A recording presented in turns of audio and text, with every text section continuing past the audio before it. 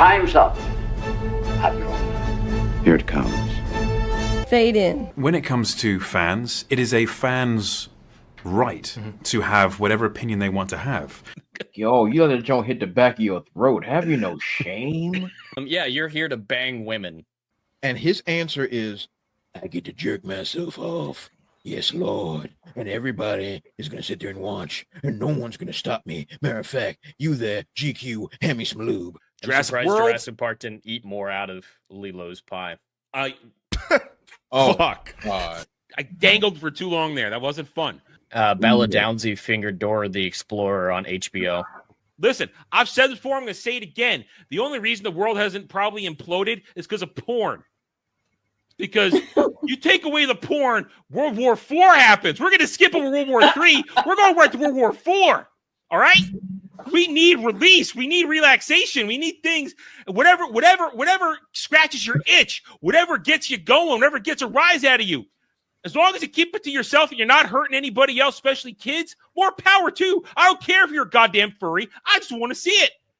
But people need their release to stay calm, to stay relaxed. All right? You take that away, enjoy an actual revolution where people of all sides don't agree on anything. We'll come together and say, no, I'm not living under this world where I can't touch myself. All right? No, this is the reality we live in. It's just there. And as long as nobody's getting hurt, everybody's having a good time. Just because you are either a frigid or an erectile dysfunctional is not a problem that I care about. All right? I spent money on this book. Money. I sat there Hard-earned pimping money. Oh, yeah. Oh, them hoes had to walk the corners for many hours in order for me to acquire this book. My name is a pimp named Drizzy, and I believe I've misplaced some merchandise at this residence. Lord Jesus and the shepherds, where is Daddy's money? I will not hesitate for one solitary second to put hands on somebody if I don't have my monies. You know the people playing Grand Theft Auto. If there's just going to be a random pride parade that pops up in the city, you know what assholes like me are going to do? I'm going to find the biggest fucking truck that I have, a 4x4, and fucking run through that fucking pride parade and fucking kill everybody. In a video game, YouTube. In a video game. Impressive. Most impressive. Why in the world is there some gay white man wearing these see-through shoes? Look, I got no problem with the idea of punching me in the face with nostalgia penis. I get that. I understand this. No, Warner Brothers is doomed. They can't take care of themselves. They're a limbless infant on the street begging, help me, please, but no one's going to do it because it's a Goblin Baby. So no one wants it. Point is, anybody that picks up that Goblin Baby, it's a diseased baby, and it's going to poison your entire company too because you're also dumb and stupid and you don't know what you're doing. Now, if you were smart, you could put cybernetics on it, create a little monster, run around here, then we have a lot of fun. But they're not that smart to make it even a cybernetic Goblin Baby that could cause destruction. That'd be fun. But here we are. I love this metaphor. Here we are. Cybernetic. We have nothing that's but what Apple was describing. Joe was describing with Apple. That's cybernetic, baby. Cybernetic Goblin Baby. Great Scott. But we don't want Revan touched. No. Agreed. You don't want anything good touched. No. Agreed. Yeah. Because Disney Star Wars is a bad touch. It is a bad touch. Touches you in the bad place. It's a bad touch. Show me on the doll where Disney Star Wars touched you. I need a bigger doll. Oh, God. There's no doll left in the I'd work with Haley Atwell every day. But with two hands even. And these tool bags wouldn't know quality if it walked up and motorboated them. Because, you're going to motorboat quality. Wait, what? Quality boobs. You want to motorboat quality boobs. There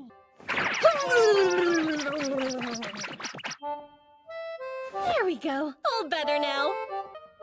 Man, titties are the greatest things on earth.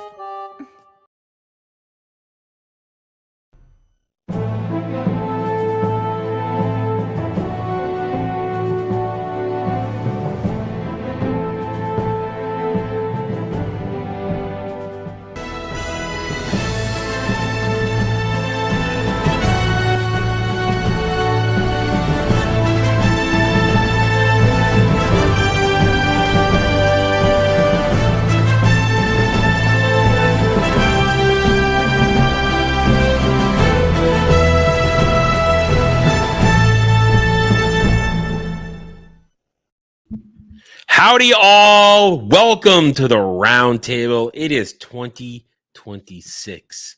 I'm almost a year older, still very deep in debt. That's another story. Anyway, hope everybody's doing all right. We are back. We took a sort of break. Jed and I were here last weekend to see if I got it right on my predictions for movie theater box office 2025, and I came out pretty well. What was it, 23 and 11? What was that? Was that the range? It was roughly, yeah. It was more than double in the correct category. Yeah. So and there were some asterisks in there that we had to we put in there, but it was good. It was good. But we're here now. This is the real deal. We're here to talk some stuff. There's some news. There's some good stuff. But we're here. Let's get reacquainted. Hi, Jed. How are you?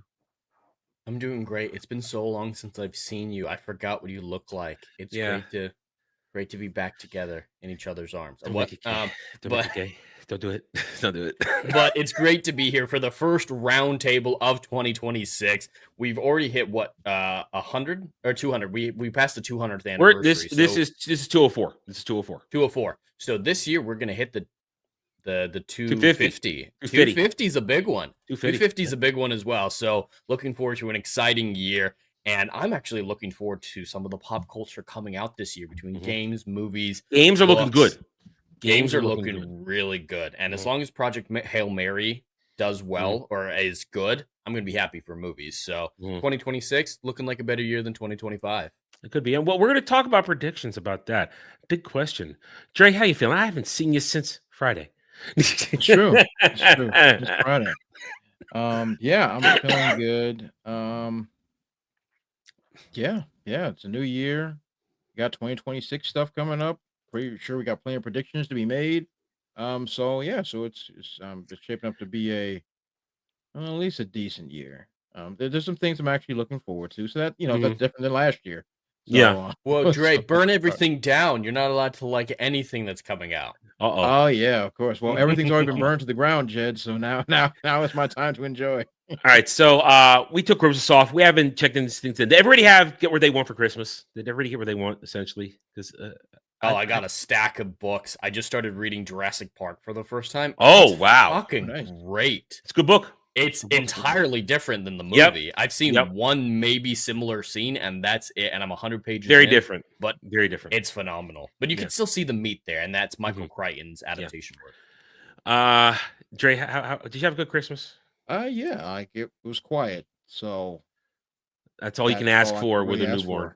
I was able to sit in my chair and watch cartoons. So that's all I really wanted, and that's what I got. So I can't complain. And I did well, and I got something. Jed can't appreciate this yet, but Dre, you can appreciate it. My Paul Dini Bruce Timm verse collection. It's complete. Dun dun dun dun dun dun dun dun dun dun. Oh, nice. Got it. And the Blu-ray. Well done. It's the Blu-ray, and Return of the Joker came with it. Oh, that's good. That's Return of the Joker came with it. Good. So it's complete. My collection is complete. Even though one disc is damaged on my Unlimited. One disc is damaged. I don't know how it happened years ago. There's a scratch on it. Right in the middle of two of my favorite episodes, too. Really? It's the double episode where the Eldritch beings are attacking Atlantis, and they use Solomon Grundy. Oh, yeah. Oh, and that is good. Oh, that's right. It starts going right as Fate is trying to do the spell at the end of the episode. So Fate commands. As Fate demands. Right. That's where it's damaged. Man. Damaged. Oh, that sucks. I hate that. That's two of my favorite episodes. It's such a good Hawk Girl episode. It is a good Hawk Girl. Really good Hawk Girl episode. But it's complete. It's complete. I got it all. So it feels good to complete something like that. And it's good stuff. So I'm excited. It's going to be a slow watch, though. I'm still working. I still got some Batman animated series to go. And I go back to that when I run out of everything else to watch. Then I just put it in, and it keeps me company then. So yeah, I don't see anything wrong with that. That's a good plan. Yeah, it keeps me going. Anyway, but that's the past. And while the past is great, we are now in the present. And the present here, hail and howdy to the chat. Only the mods are chatting here. So hail to the mods, Legatus and Algram and Ruben. Hail to the mods, doing all right, doing the good work. Hail to anybody else just sitting there not chatting. We're happy to have you guys with us here. Hit that like button, subscribe to the channels, and let's get started. It is 2026. And 2025 sort of went out with pizzle? I don't know. But we're going to talk today Is that good or bad? That's know. the question. That's the question. Because Avatar 3 has crossed $1 billion. Wow, I'm so I was shocked. surprised of no. But is it a powerful billion? We're going to look at the box office. We took 2 weeks off. After 3 weeks? Yeah. Zootopia hit it after 2. We're going to look at this. We're going to examine the box office, and we might have to revise our predictions again on where Avatar 3 falls, just because look at it. Look where it's going. There's clearly, I would say, from what I've already looked at, a severe lack of momentum, as we talked about previously. After that, then I've got some questions. Now, if you guys want the real meaty, juicy discussion for it, go watch Ball Busters on Friday, where these two gentlemen with Dermy and a couple of others really talked the Stranger Things finale. They really talked about it. We're not going to talk about that. What we're going to talk about is I'm going to let them talk about it for a couple seconds, their general thoughts. I'm going to read some stuff, but then I'm going to ask this question, and Chad, of course, feel free to weigh in. What is the legacy of Stranger Things? Where does it fall on the all-timers list? On the does it deserve a place on the shelf? This and that. So we're going to talk about that. That's where I want to take the discussion.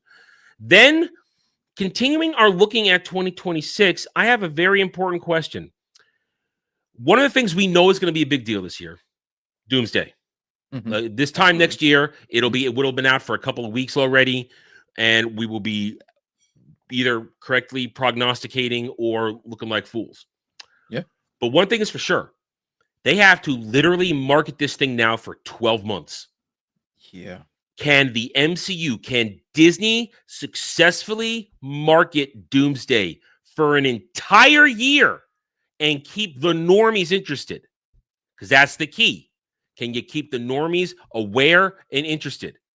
Or will you run out of juice in 12 months? I think the biggest question is how many MCU properties are even coming out next year? Because as we often talk about, Sony doesn't really count, especially now that it's not connected to Doomsday in any way, shape, or form. So I wouldn't count Brand New Day in this conversation. But besides that, Wonder Man. That's how you keep excitement for a franchise. Wonder Man. Periodically. Wonder Man hasn't even come out yet. No, they It was pushed supposed to it. be December. Oh, They pushed it back. It's not out yet. They were supposed to dump it all in one night a couple weeks ago, and they didn't. So it says I wonder if 2026. anybody even noticed. No, nobody cared. So that's one thing that is coming out. Vision Quest is coming out, and Any theatrical releases? no. Oh no. Well, no. Spider-Man, Brand New Day. Well, in like the I summer. said, kind of it's its own thing. Yeah, and that's going to make more money, I think, than Doomsday does. Anyway, Well, of course It's going to make more profit than Doomsday. absolutely I more think. profit. Easily. I don't. Yeah, I think because- that's what I meant when I said that. Yeah, for sure, it's going to make more profit because Doomsday is going to cost like $3 billion. So, yeah, no. So, this movie that's might it. gross a good job, but it's not going to make any money. That's it. That's all they got this year. There's nothing else because they can't do anything else for Doomsday. Well, and Wonder Man and Vision Quest, as far as TV shows go, isn't going to help at all. No one even knows who Wonder Man is. I'm sure Dre does, but that's an anomaly. The average I don't person even know what it is. doesn't know. I immediately think of the Wonder Twins every time, and I don't even know who they are for real. Activate. Wonder Formo. Twin Powers. Yeah, Wonder Man is a what's a fair term? F-list character. List. That is featured here and there. The only major feature Wonder Man's ever done was in Captain America and the Avengers in the 90s for Sega Genesis. And Really? He was a one-off character that helps like give you like health points on like stage 2.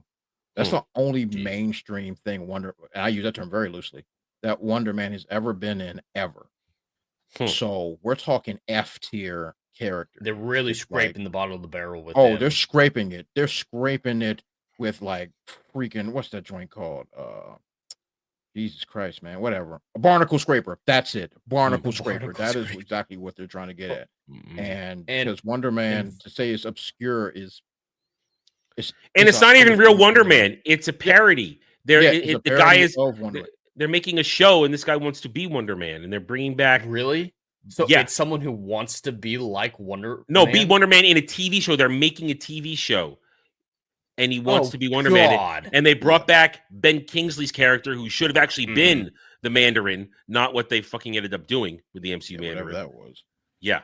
So it's And there. It's Vision Quest sure shit isn't gonna move the needle. It might mean- have in the year after WandaVision. I But mean- WandaVision isn't remembered as fondly as no, Loki, unfortunately. and they got Terry Matalas, who's a good TV showrunner and director and writer. He's good, but the show might be actually well made, but it's meaningless. I don't even know if Paul Bettany is in Doomsday. I don't even remember if he's in Doomsday or not. He On the hasn't chair? been confirmed, at least. No, On the I don't chair believe list? his. Yeah, I don't think he was on the chair list. Yeah. Therefore, so to your point, so we'll get back to that later. Can they keep the mojo going for 12 months? Because they're going to need to. Otherwise, people are going to forget and won't be excited.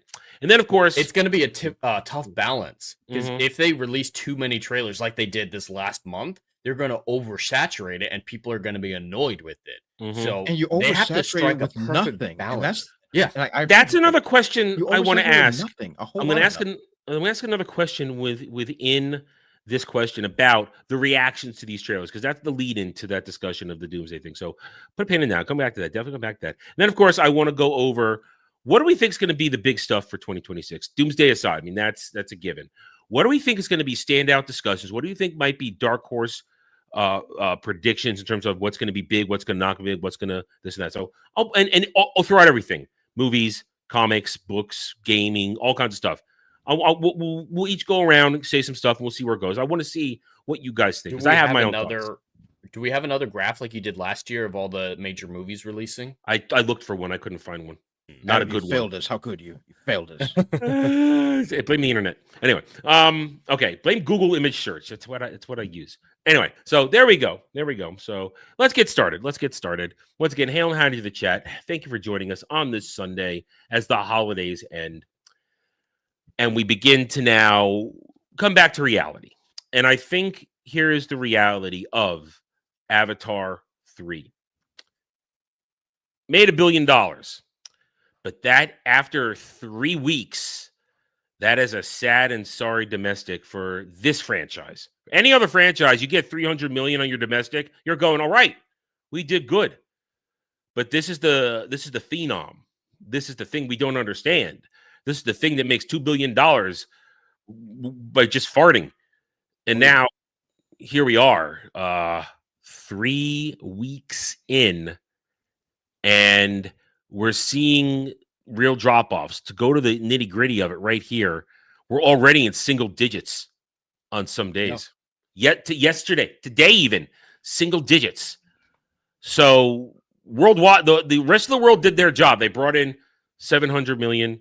They'll probably squeeze out at least another 200-300 million around the world easily. But is there another $700 million in the domestic box office for this movie? In the domestic, God, no, absolutely not. No, it's ground to a halt. Mhm. How much has it made the last 2 weeks at the domestic? At the domestic, 103 million. It's over. Yeah, yeah, it's domestic. Yeah, it's done. finished. Mm-hmm. Yeah, And absolutely. international, it's slowed down, I think. Mm. I think we might need to revise our predictions Yep. downward. I think 175 or 1.75 is still a fair. I think that's the safe ceiling, bet. though. I think that's the a ceiling. safe bet. Mm-hmm. Yeah, this isn't looking good. Everyone's saying, "Oh, bet on James Cameron; he'll never miss." Yes, he made another $1 billion movie, the first director to ever direct $4 billion films, which is absolutely true. Yeah. But this isn't a success for this film. Any other Not film at on the all. planet besides Doomsday, this is good. But Mhm. no one's willing to look into the nuance of the situation. And the nuance clearly states it's slowing down. It'll peter out soon. It might even not even get to 1.5 at this point with how slow. His international box office first week was what, 490? Yeah, it was astronomical. It was they almost don't. $500 million, Yeah, they don't show the international week to week here. They only show the. which is Cumulative. dumb. That would be really nice. But Yeah. it was a substantial amount right out of the gate. And Yeah. we're only at 700 now. That's not even a double yet. If they're not doubling at this point with how big this movie should be, Uh-huh. they're slowing down. They're almost done. Yeah, and I can't disagree with any of that. And this is exactly what you said a couple weeks ago, Jed. We wanted to be wrong on this. We wanted to be wrong that it was going to break 2 billion, this and that. I'm going to say this doesn't hit 2 billion unless they'd have to absolutely leave this not. thing No, in no, for another no, 3 no. months for it to No, even no. get that. No.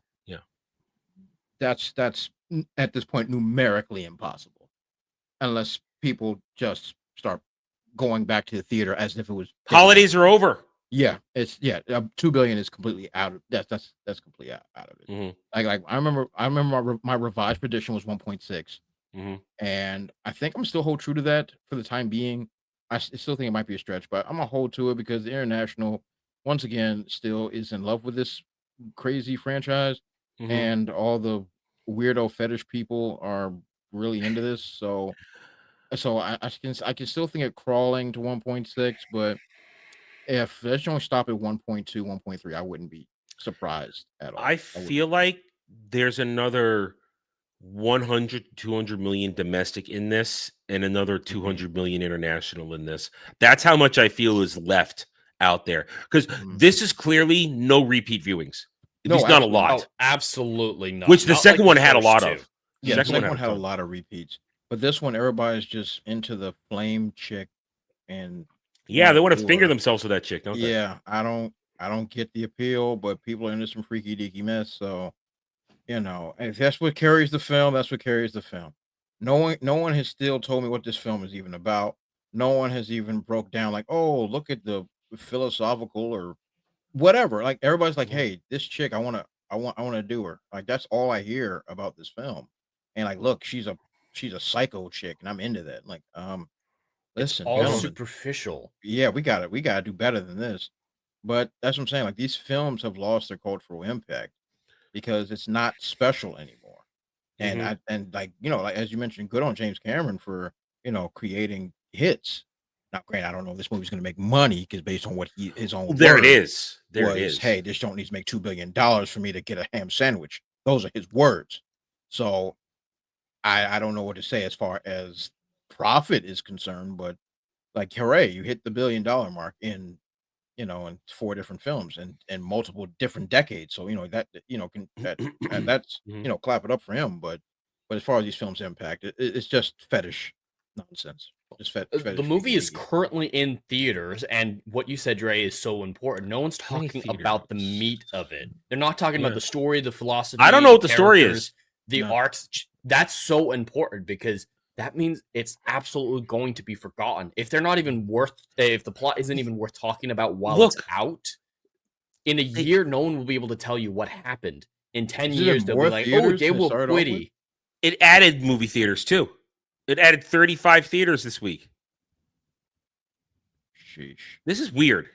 Yeah. This is a It very did more- bizarre Oh, New Year's Day. ordeal. That makes sense. This one's added theaters. So I'm like, they're adding theaters. I know I'm pretty sure James Cameron has enough pull to keep this joint until freaking February if he wanted to. But I don't think that's going to I happen. don't see this making money at all. I mean, it's not gonna I'm not do going it. to say this is embarrassing because it's not. It hit $1 billion.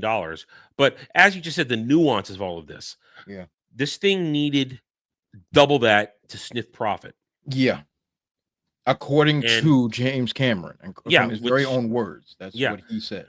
And I think this really brings the question out. And it's the question I've been asking the whole time with this. The cultural relevancy, the impact. And we're going to talk about that in a little bit with Stranger Things. What is the impact now of Avatar? 3 movies. Fetish. 3 movies, grossed a lot of money. Don't know what the real profit is on any of this because a lot of this stuff was expensive in the first one. They front loaded that with the technology in the first one. They might have made a profit on the second one, and they're definitely not going to make a profit on the third one. And Disney inherited this when they purchased 20th Century Fox. Mm-hmm. So this is not something Disney really is all in on. And they can't afford to keep pumping money into it. So I now pose this question, and this is not something we're going to have to just sort of remember to come back to as we get tidbits of what James Cameron will do with the remainder of whatever he wants to do with the stories of Avatar, Pandora, and all that crap. Will Avatar, as the conversation dwindles down, you made an excellent point, Trey. I don't even know what the story of this movie is about yet. At least with the second one and the first one, there was so much chatter. I had an idea what was going on in those 2 movies. I don't know what goes on in those movies. Fire people want to kill everybody.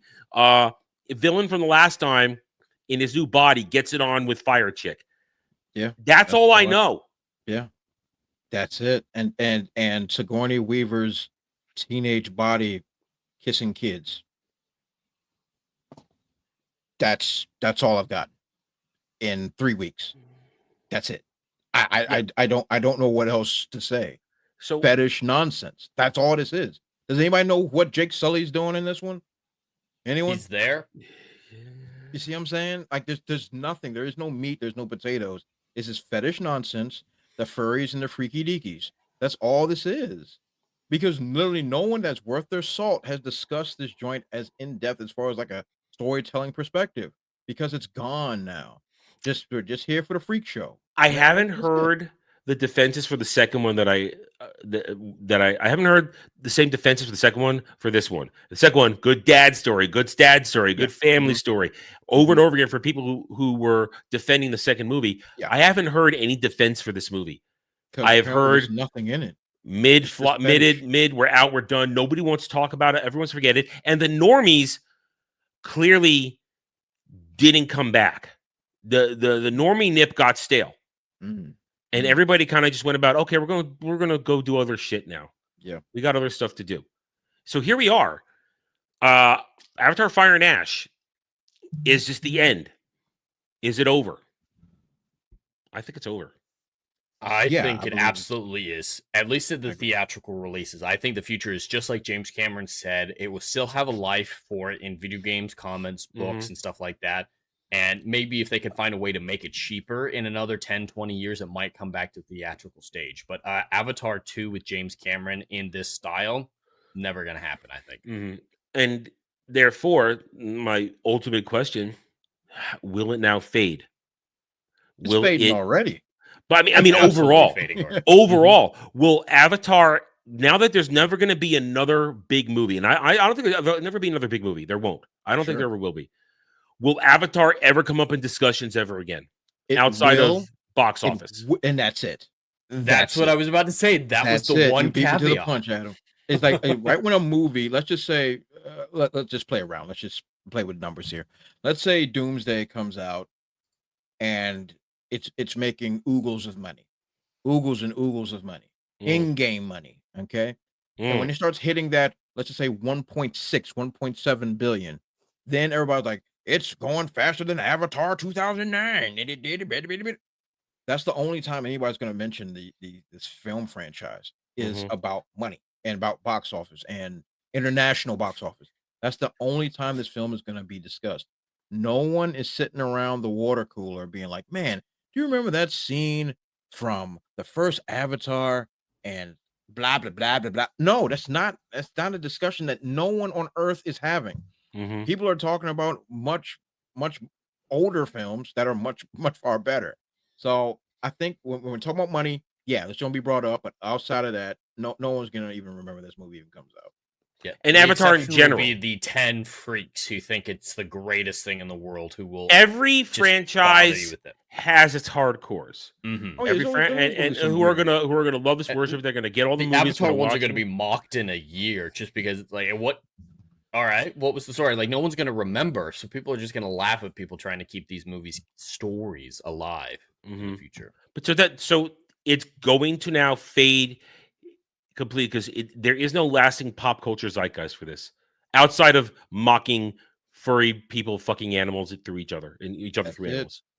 That's the thing that's remembered the most about the first movie is that they fuck the tree, they have an orgy, and they fuck every animal they ride.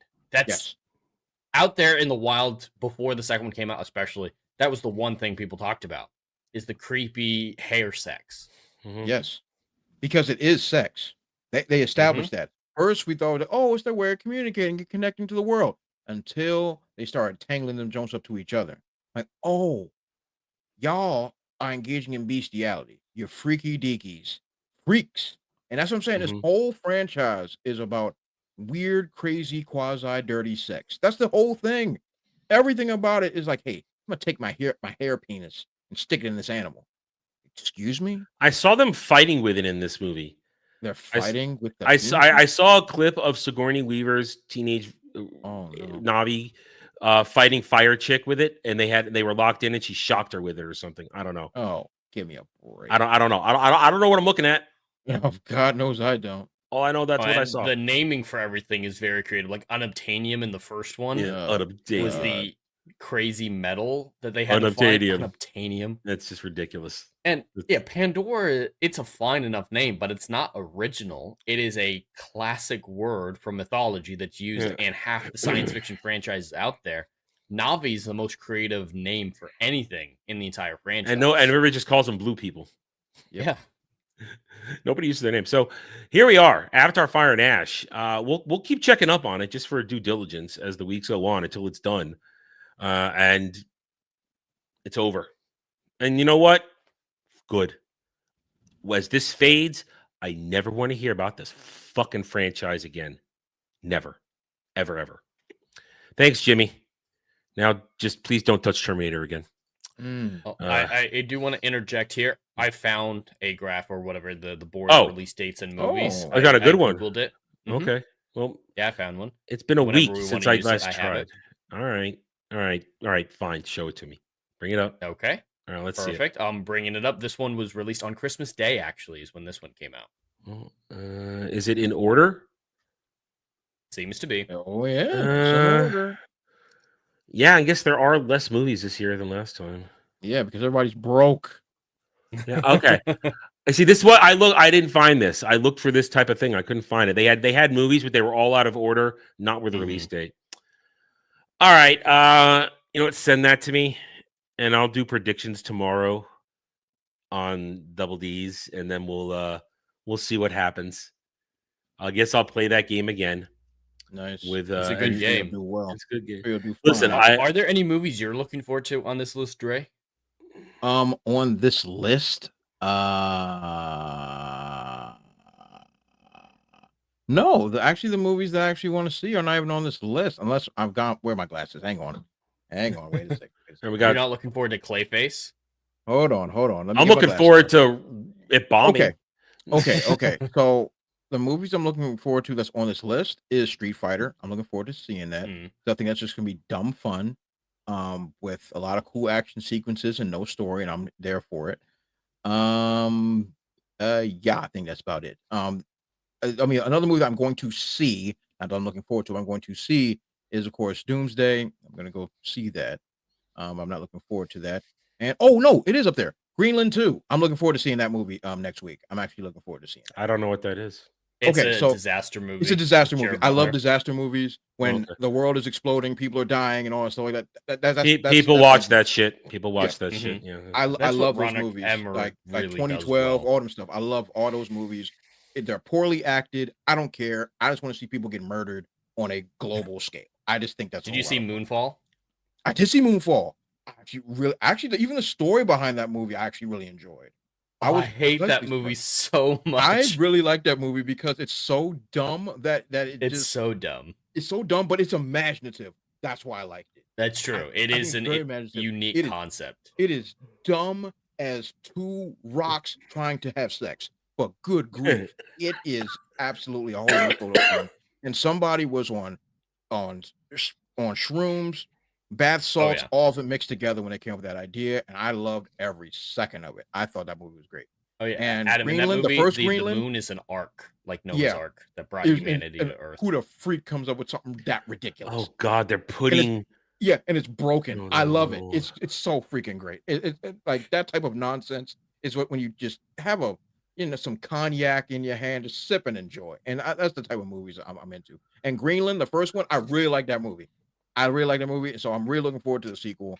I want to see more massive deaths. I want to see women screaming and running for their lives. Like that's all I want. So I'm looking forward to that. I'm looking forward to Street Fighter, and I will be seeing Avengers. I think they're releasing Greta Gerwig's Narnia movie on Thanksgiving. I didn't know that was going to go in theaters. I thought they were just putting that on Netflix. They might Frankenstein it, do a kind of limited release. Yeah, I didn't know they made an Angry Birds 2. Oh yeah, I know. Oh wait a second, I'm mistaken. I'm sorry. Where's the Odyssey? Is Odyssey on? It's in there. It's right here. Right there. Yeah, that's good. It's hard to see. Yeah. Oh my Christ. Okay, yeah. So I'm also seeing Odyssey. Yeah, I'll see that. Yeah, we're all required. There's a lot of movies on this list that I'm going to watch, but the only one I'm looking forward to is Project Hail Mary. I am so excited for that one. That one looks perfect from the book perspective. I am honestly not excited for anything on this list in You're terms not of looking forward to enjoyment. Dune Messiah? Do you really want to trigger me on that right now? Do you really want me to start going off on that Or again? Mario Galaxy? I think I- that listen, Mario I Galaxy went- trailer looked like shit. I went to the theaters for the first one just because Mhm. I did it for the channel. I wanted to get a quick review out. I'm gonna Mhm. just wait on this one. I don't care enough for this one. I It's gonna liked make the money. first one, but that trailer, I did not like that trailer at all. See, I haven't played a Mario game since Super Mario World, so everything in Mario Galaxy, all that shit was lost on me, completely lost on me. So, I mean, but I see these movies now, without predicting their box office, which is what I'll do tomorrow on Daily Dive. I'm not excited for any of this. Now, a lot of these I'm going to watch for purposes, Like of course. Mandalorian and Grogu. Well, Don't do it. I'll be a part no, of that. no. He's gonna I'm watch work- that with a Baby Yoda plushie on his We are. lap. You don't understand. We're going to be there 3 days later, that Monday on actual Star Wars Day, and I'm going to have whatever they decide the face paint's going to be. It'll be probably the end of the day. I'm It's probably gonna be going to. Ahsoka face paint. Oh, Well, no, Lord. no. It has to be voted on because that was the chat gets to vote on it. That's what we ended up as. That's what they're gonna vote on. I'm certain of it. It's gonna be Ahsoka because that's the most humiliating option. I don't know. Either way, we're going to be there. It's going to be end of the day. I'm probably going to be tired. I'm probably have to take one of the biggest shits in the world at that point. I'm just going to go back to my hotel room and just cry in a corner or something. And I'm still going to have to sit there and I'm going to have to watch this movie. And periodically, when someone's going to turn the recorder on me, I'm going to have the fucking Baby Yoda sit in my fucking lap as I watch this thing. And then I have to do. Then I get to go home and do the fake review and then do the real review. And The Day of Doom will be long. all right. Okay. I feel the tension headache starting right now in the back of my head. I feel it starting right now. Because I feel it. Oh, it's going to be a long ass day. It's going to be a long day. It's going to start early too, isn't it? It's going to be early. Oh boy.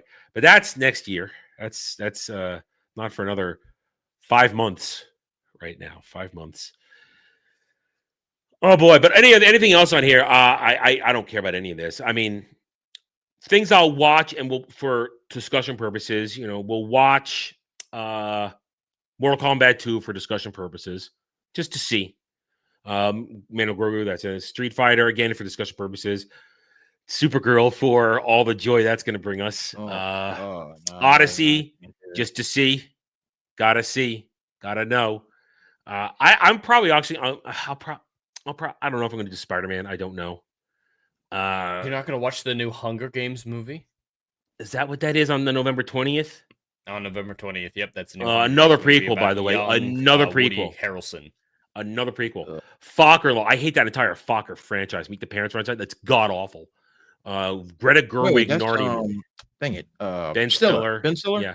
I hate Ben Stiller and I hate Robert De Niro. So that's fair. Narnia is going to be an abomination, though. That's as Greta much as I Gerwig. don't care for the source material, they're going to bastardize. Well, they're the hell doing out of that. A Boy and His Horse, which is Wait, what? That's what they're doing. I hadn't heard that. They're adapting. No, they're not doing Magician's Nephew. Oh, sorry, I'm sorry. Do Magician's Nephew. Oh, okay. The that makes canonical sense. prequel. Sorry, I don't know why I said Yeah, Boy and His Horse. Oh I meant my Magician's god. Nephew. No, But yeah, Magician's Nephew makes the most sense. It's the earliest Yeah. in the timeline. It's Yeah. the creation of Narnia. If you're not going to do Lion, the Witch, and the Wardrobe, Magician's Nephew makes the most sense. So Yeah, that's but fine. but it's the beginning. They are going to redo it all. So they're just going chronologically from in the story rather than Dude, publishing. if it was The Boy and His Horse, that one's fine. I actually really liked that one as a kid. It's not even in Narnia. I never There's read. no characters in it. It's in a desert on the other end of the continent, and Narnia is mentioned like twice. Like, it is not a Narnia book. Yeah. It's just this 10-year-old boy and a horse try to cross the desert. There, I told you the whole. What's book. that last one on 23rd? I can't tell. What is that? Angry Birds 3. Oh, that. Oh, okay. Yeah. So Why I don't. Night Bird 2. is still making movies? I don't. This is going to be a bad year. For movies, I see maybe without revealing what they are. One, About 2, maybe 3. I'm going to say it now. Project Hail Mary will not make money. I'm going to love it probably, but it's not going to. Well, got it. I see maybe between 3 and 5 that might actually make a profit. Maybe. Or do big numbers. Some of these might make profit depending on the budget. I mean, Yeah, I have to look at their Somebody's budgets. gonna make profit, but maybe not big numbers. Like I can see Street Fighter making some money. It's got a I big can see- cast. It has a big cast. I have to see the budget. But they're not really actors, so I'm pretty sure they're getting like 37 cents on the dollar. So it's like they're not really actors. I've got to see the budgets to really predict how they're going to do. Yeah, I mean, that's why I can't make any predictions right now because I have to look at Yeah, these. of I have to go course. check all their budgets, what's available right now. Yeah, I don't even know what I that agree. first I one agree. is. Soulmate. I hate it when they put numbers in Is place that of letters. that's an 8, not a B, right? I'm not. Yeah, that's retarded. an Yeah, that's an Okay. 8. Never even heard of that. Right. On my birthday too. That's my Mm. birthday. Now, what is that? But I'm please? seeing Greenland too. I'm gonna have me some fun. I'll have that's me fine. some fun that day. All right. It's gonna be great. So there it is. We'll play around with that tomorrow on Double D's. All right, so that's 2026. We'll come back to talking 2026 because right now, 2025 ended with the conclusion of Stranger Things. 10 years, less than 50 episodes, and listening to you guys talk about it on Friday, a lot more lows than highs with this franchise. Yeah. Lows than highs. Yeah. And right now, without going too much, because again, if everybody wants to see Jed and Dre really get into it, go watch Ballbusters on Derby Wormy's channel from Friday. You guys went on for an hour and a half on that stuff. Yeah. And I dipped in occasionally and towards the end. I basically took the night off, which was fine. I didn't mind that at all. But just briefly, give me not so much your overall take on Stranger Things season 5, but Stranger Things in general. How do you feel about it in totality? Jed, you can go first. That's All right, Okay. perfect. I was like Well, somebody go. As a whole, the show I think is decent. I think that's kind of where it averages out with the highs of seasons 1 and 4. And decent is the way it'll end up. I'm going to personally rewatch it every now and then, like maybe every once 5 years. Like not anything super regular, but I like how it all played out well enough to rewatch it. And there will always be a conversation about Stranger Things, but it will never be a massive show that people talk about constantly. It's out of the zeitgeist in 6 months, I think, just entirely 6 months to a year. But seasons 2 and 3, I thought were hot, steamy dog water, especially 3. 3 is irredeemably bad. I probably try to skip it if I can. There's only a few good things about that season. And season 1 and 4 are such highs, though, that it elevates the show as a whole. Those 2 seasons are absolutely incredible, in my opinion. 4 does still have plot holes. There are some people who are saying it's better than season 1. I definitely don't agree with that, but it is a good continuation on 1. And 5 has its highs and lows. I would say 5 is the most roller coaster of a season. 2 and 3, I think, were pretty consistently bad. 1 and 4 were consistently good, but 5 really just dipped in highs and lows. And with the finale, that's absolutely true in the finale as well. I think the final confrontation with Vecna and the Mind Flayer is a massive low. It's too short. It's a nothing burger. But then you get the highs of all the endings, and you see the happily ever afters, and you like that. So it's a mixed bag of a show that I wouldn't recommend to everybody. But if it fits your style of what you like, it's worth watching at least once in totality. Okay, Dre. okay. So, and to answer the question, I like Jed. I think the series is okay. I think the first season is absolutely phenomenal. The second season and the third season, I'd rather have a colonoscopy. The fourth season was a quote unquote return to form, and the fifth season was just an overall disappointment for me in just about every way, shape, or form. But as far as the series is concerned, I think people are going to look back on it fondly because of the cultural impact that this show at one point had. This used to be the flagship show for Netflix, and I mean, it still is. Everybody and their grandmama wouldn't stop and watch the fifth season and all that stuff. But for this show, this is like Arrow to me. For those that Arrow on the CW. Arrow, the first 2 seasons, maybe some of the best terrestrial television that's come out over the last 15 years. And then things went bad, really, really, really bad, really quickly. And this is the exact same thing for me. And just like nobody really talks about Arrow like that unless somebody really starts digging deep into how bad TV shows are now, and then they'll reference, oh man, you remember how good Arrow used to be? And that's kind of like how it's referenced, and that's kind of like where Stranger Things is going to be. Stranger Things is going to be the tentpole of like what good television once was before it fell apart. Streaming television, let me be specific. How good streaming television once was, then fell apart. It's going to be in the same zeitgeist as like Daredevil, the original series. Daredevil seasons 1 through 3, once again, some of the best streaming television that I had ever seen in my life. But then, of course, Born Again came out and just took a huge piss on everything that made the original series great. And now people remember, like, oh man, this don't used to be great. And I think that's the same thing that's going to be happening with Stranger Things down the line. I really think that this show could have had the potential to be one of the greats of all time. But once you let everybody's dirty booger fingers involved, it was over after season 2, quite frankly. But there's always going to have their fans. There's always going to be somebody to remember it. When once again, it's going to have. I think it's the same thing for Avatar. Avatar, right when someone gets $500 billion, like, oh my God, remember Avatar made $500 billion? This is going to be Stranger Thing. Like one day there's going to be another big hit show that's going to get, I don't know, a gajillion watch minutes, whatever that means. And then somebody's going to reference, oh man, you remember when Stranger Things had 800 gajillion watch minutes? This thing's almost as close as it. And it's going to go on that same thing. So it's going out with a whimper. And I know Jed really liked the endings and all that stuff, and it's good to have happy endings and all that great stuff. But it just didn't land it for me, and I think this whole series ultimately is a disappointment.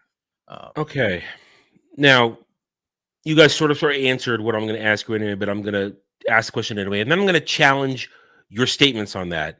Sure. With I've thought about this for a few days now, as someone who didn't watch any of Stranger Things. I don't know the lore. I don't care about the lore. I never cared about it. Because I'm somebody that goes in the opposite direction when everybody says, gotta watch this, I usually go, fuck you, I'm going home. That's usually what I do. Contrarian. Not contrarian. It's just the old contrarian. I don't believe in hype. If something's being hyped, I tend to think it can't be that good. So I walk away, and if it ever comes across on my own, I give it a shot if I ever feel the need. So, that being said, I do not think it will stand the test of time. I do not think up there. And just to look at a couple of examples of people who love it reacting, I just want to bring these up and then use these as examples of people who love it. Just a couple here. It's just a couple I saved just because it wouldn't matter. It's repeating myself. But somebody's saying right here, Stranger Things is one of the few shows I've watched since Supernatural that I've really enjoyed the finale. Fans are going to rewatch, and at least says fans, going to rewatch all 5 seasons over and over again because they know they will get the closure they are looking for in the finale. And then there's this one here. I'm not going to read the first part. Just talk about season 5. This part right here. I don't know what to do after Stranger Things. I don't know how to live without waiting for the next adventure of Steve and the kids. Without 11. I'm just in denial after 10 years. Everything I grew up watching is over. Goodbye. See you later. I love you all. Both of these people need professional help. Yeah. All right. Thank you for that. Thank you for saying that. For sure. Because you sound like that. Now, it was that second one that made me start thinking about this question. And I ask it, even though you sort of began to answer it. Sure. Where does it land on the all-time list? Where does it land in terms of its legacy? Does it have a lasting legacy? Where will it be on a shelf next to other all-time greats of series? And I started putting this together last week, and I think I sort of have finalized it. But to me, there's a criteria. There's a checklist for something to stand the test of time, to be remembered 10, 20, 30, 40, 50, 60 years later in a couple of my examples. 60 years later, good or bad in some cases, even though there's some bad been injected there, it's still the good is remembered. We look at stuff, and I only put it on here as a movie franchise, but also as a multimedia franchise. The big ones. Star Wars. Disney Star Wars notwithstanding. Star Wars. Remembered. 40 odd years now. Remembered. And loved. The real stuff. Star Trek. 60 years of Star Trek. It's a lot of stuff. Even and the good, bad stuff taken out. Doctor Who. 60 years of Doctor Who. The bad stuff taken out.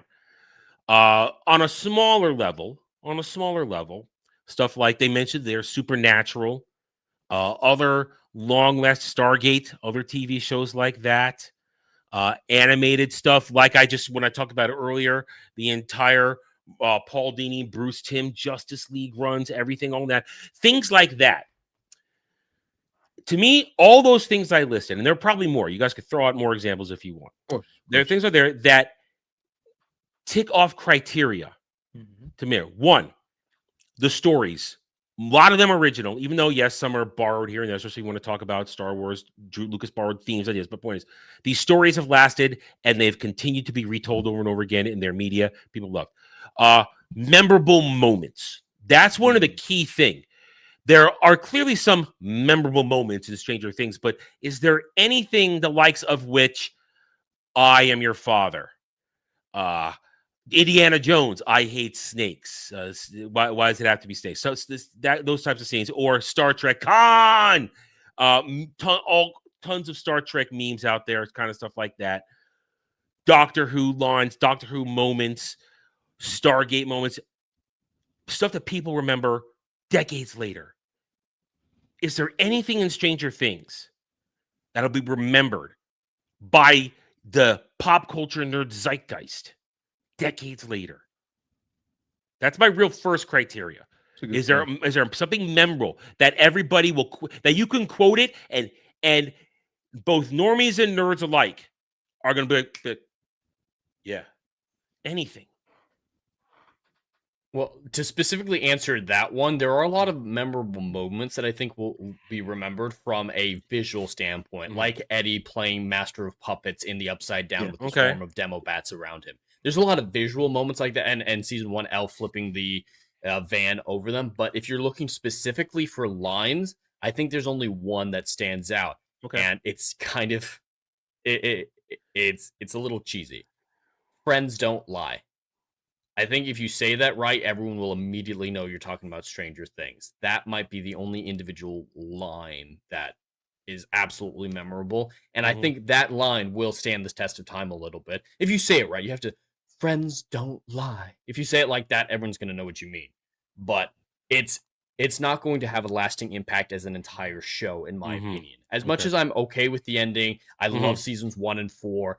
In the next year, season 5 will be mostly forgotten, and another 10 years, people will remember that they watched the show, and some might occasionally rewatch it for enjoyment's sake, but it's never going to be one of those shows like Supernatural, Gilmore Girls, The Office, Seinfeld, Friends that is just streamed repeatedly. Like Supernatural is still consistently in the top Nielsen's. Like we look back at the last year, it was in the top 20 most watched shows across the entire year, and it's been off the air for almost 6 years now, or just over 5 years. So it's never going to achieve that level, but people, I think, will remember it fondly. Like, oh yeah, I remember Stranger Things. I enjoyed that. And as far as Netflix goes, I think they will be synonymous for a long time. When you talk about Netflix originals, there was so much bad stuff. That's a different category because that's just Netflix. That would be a different category, but I can unequivocally and wholeheartedly say I don't think this is a disaster on the level of Game of Thrones Season 8. I think it's ridiculous to say that it is, especially in Downfall. Nobody watches Game of Thrones anymore. It never trends anymore. It went from the biggest show of the last 30 years to disappearing from the zeitgeist. House of the Dragon and the other spinoffs are trying to keep it alive, and there's always going to be a diehard fan base, absolutely, and it's semi-popular now with House of the Dragon Season 1 being as good as it was. But rewatches of Game of Thrones itself don't really happen because you know where it ends up. So I think it's going to be remembered more and more fondly than Game of Thrones, but it's never going to achieve lasting love and influence on the culture. Like when the first season came out, there was an argument to be made. If they just made one season, that pink dress Egos. There's a lot of things like Egos sales went through the roof. And whenever people mention D&D, if Okay, you're not a D&D fan You're, like yourself, you're coming up to my next couple of questions with those. The second thing, just because chat mentioned it and you mentioned it, you mentioned that season 4 when he's playing Master of Puppets, Metallica, one of Metallica's most gritty, nastiest songs out there. We all love it if you're a Metallica fan. Yeah, absolutely. Now, here's the thing, though. Stranger Things basically, for lack of a better term, covered music that is already popular. Sure. All those other things I've listed, with the exception maybe Supernatural, because it did the same thing. You don't really associate Supernatural music except for the usual the finale when they say "Carry On, My Wayward Son." When they start that, when you know it's the penultimate, when it's the season finale, stuff like that. Right, but their cover of it. Yeah, their cover of it. So, but other than that, that's maybe the exception to this example that I'm doing. Everything else has memorable music that will instantly. There's the make you think theme out of song. it. Stranger Things theme song is absolutely memorable, especially It the is? opening Okay. credits. Oh Okay. yeah, It is? absolutely. Okay. It sounds Okay. unique. Everyone will immediately recognize it, and it'll trigger some nostalgia, some memory for them. That's Okay. the only one, though. That's The it. rest of the music, there are musical moments from old stuff and covers of old stuff, like Kate Bush running up the hill.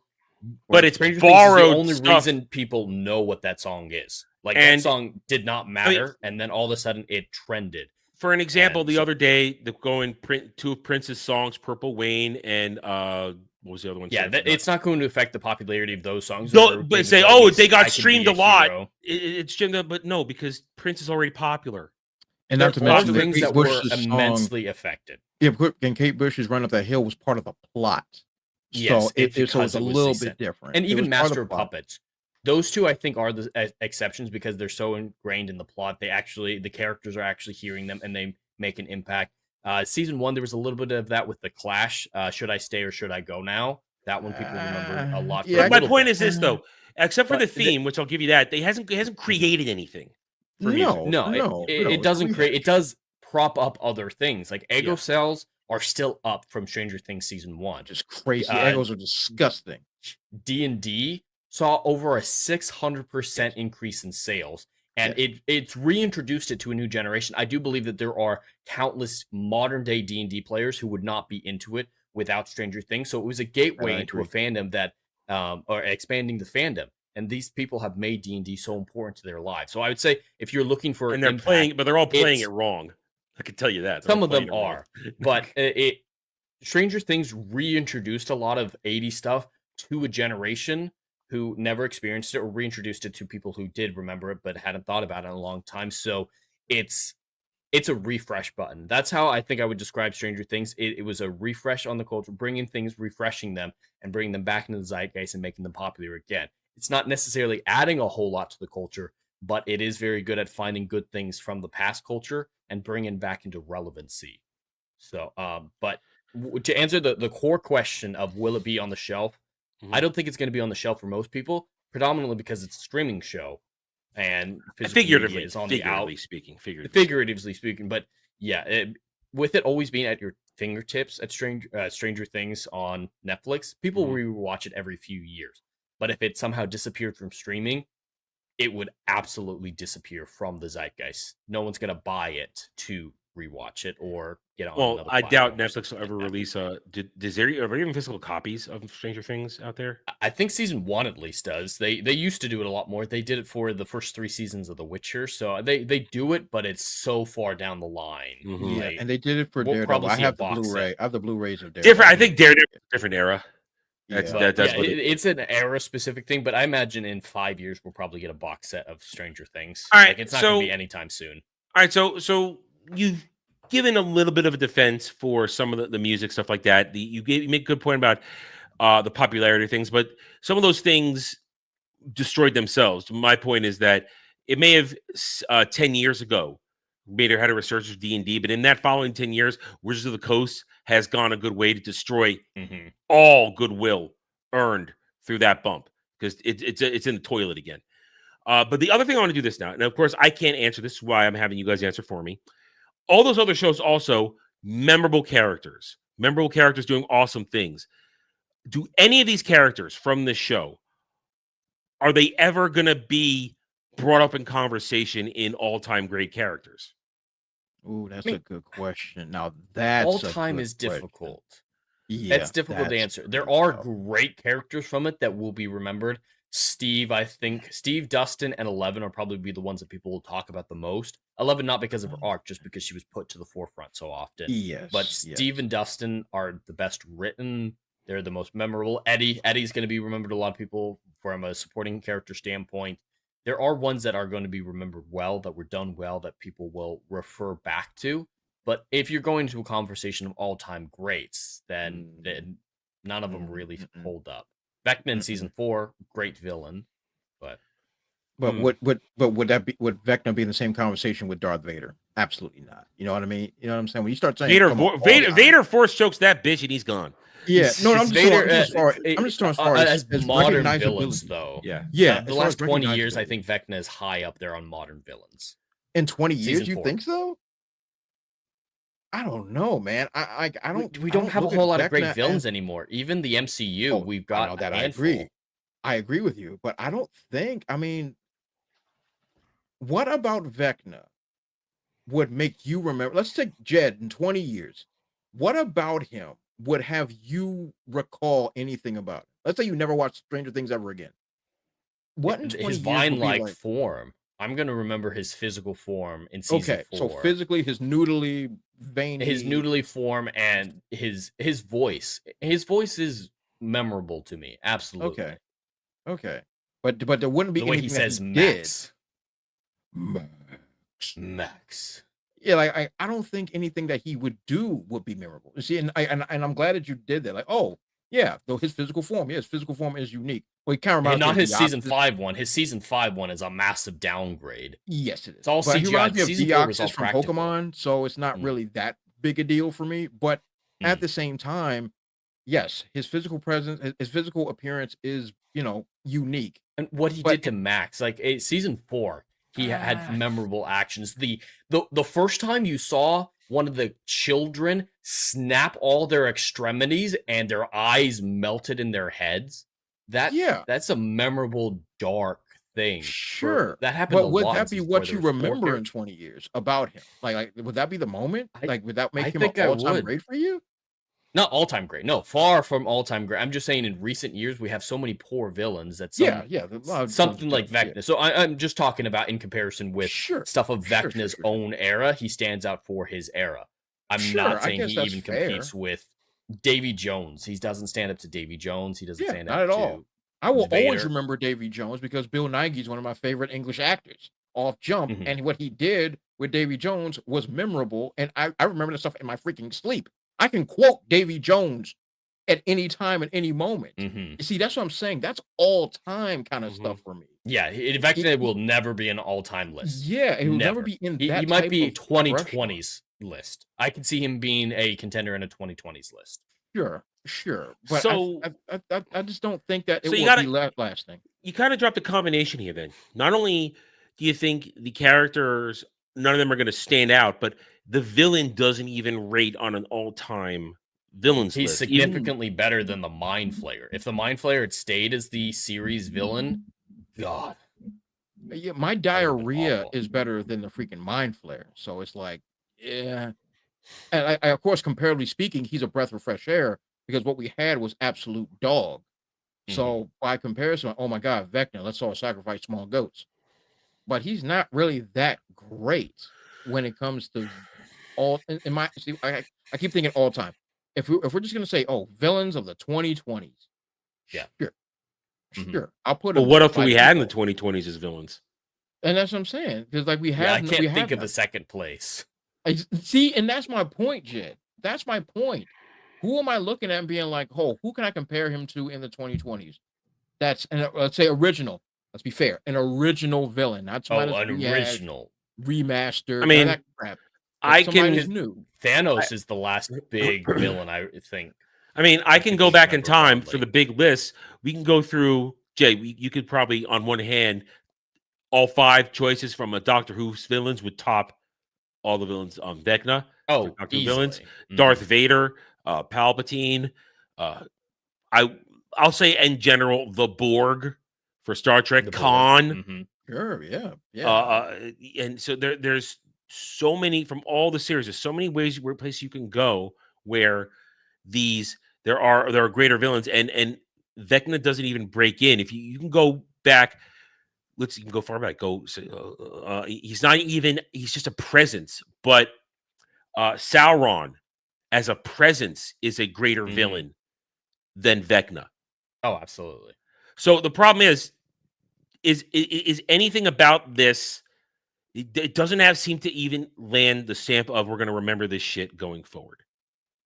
And that's why I'm asking this. And there are probably other things. Now I'll ask you this one because you guys sort of answered this for me on Friday. Is there all these other things that I've talked about? Merch beyond merch, merch beyond merch. What Stranger Things merch? Hellfire Club T-shirts. There was a time when the pink dress from season 1, there was season 1 stuff that was popular when the first season came out. There was a spike. It was one of the most popular Halloween costumes was 11 in that dress. Yeah. But no, merch wise, no one's going to buy a Vecna toy. The No one's going to buy a season Steve. 1. That's it.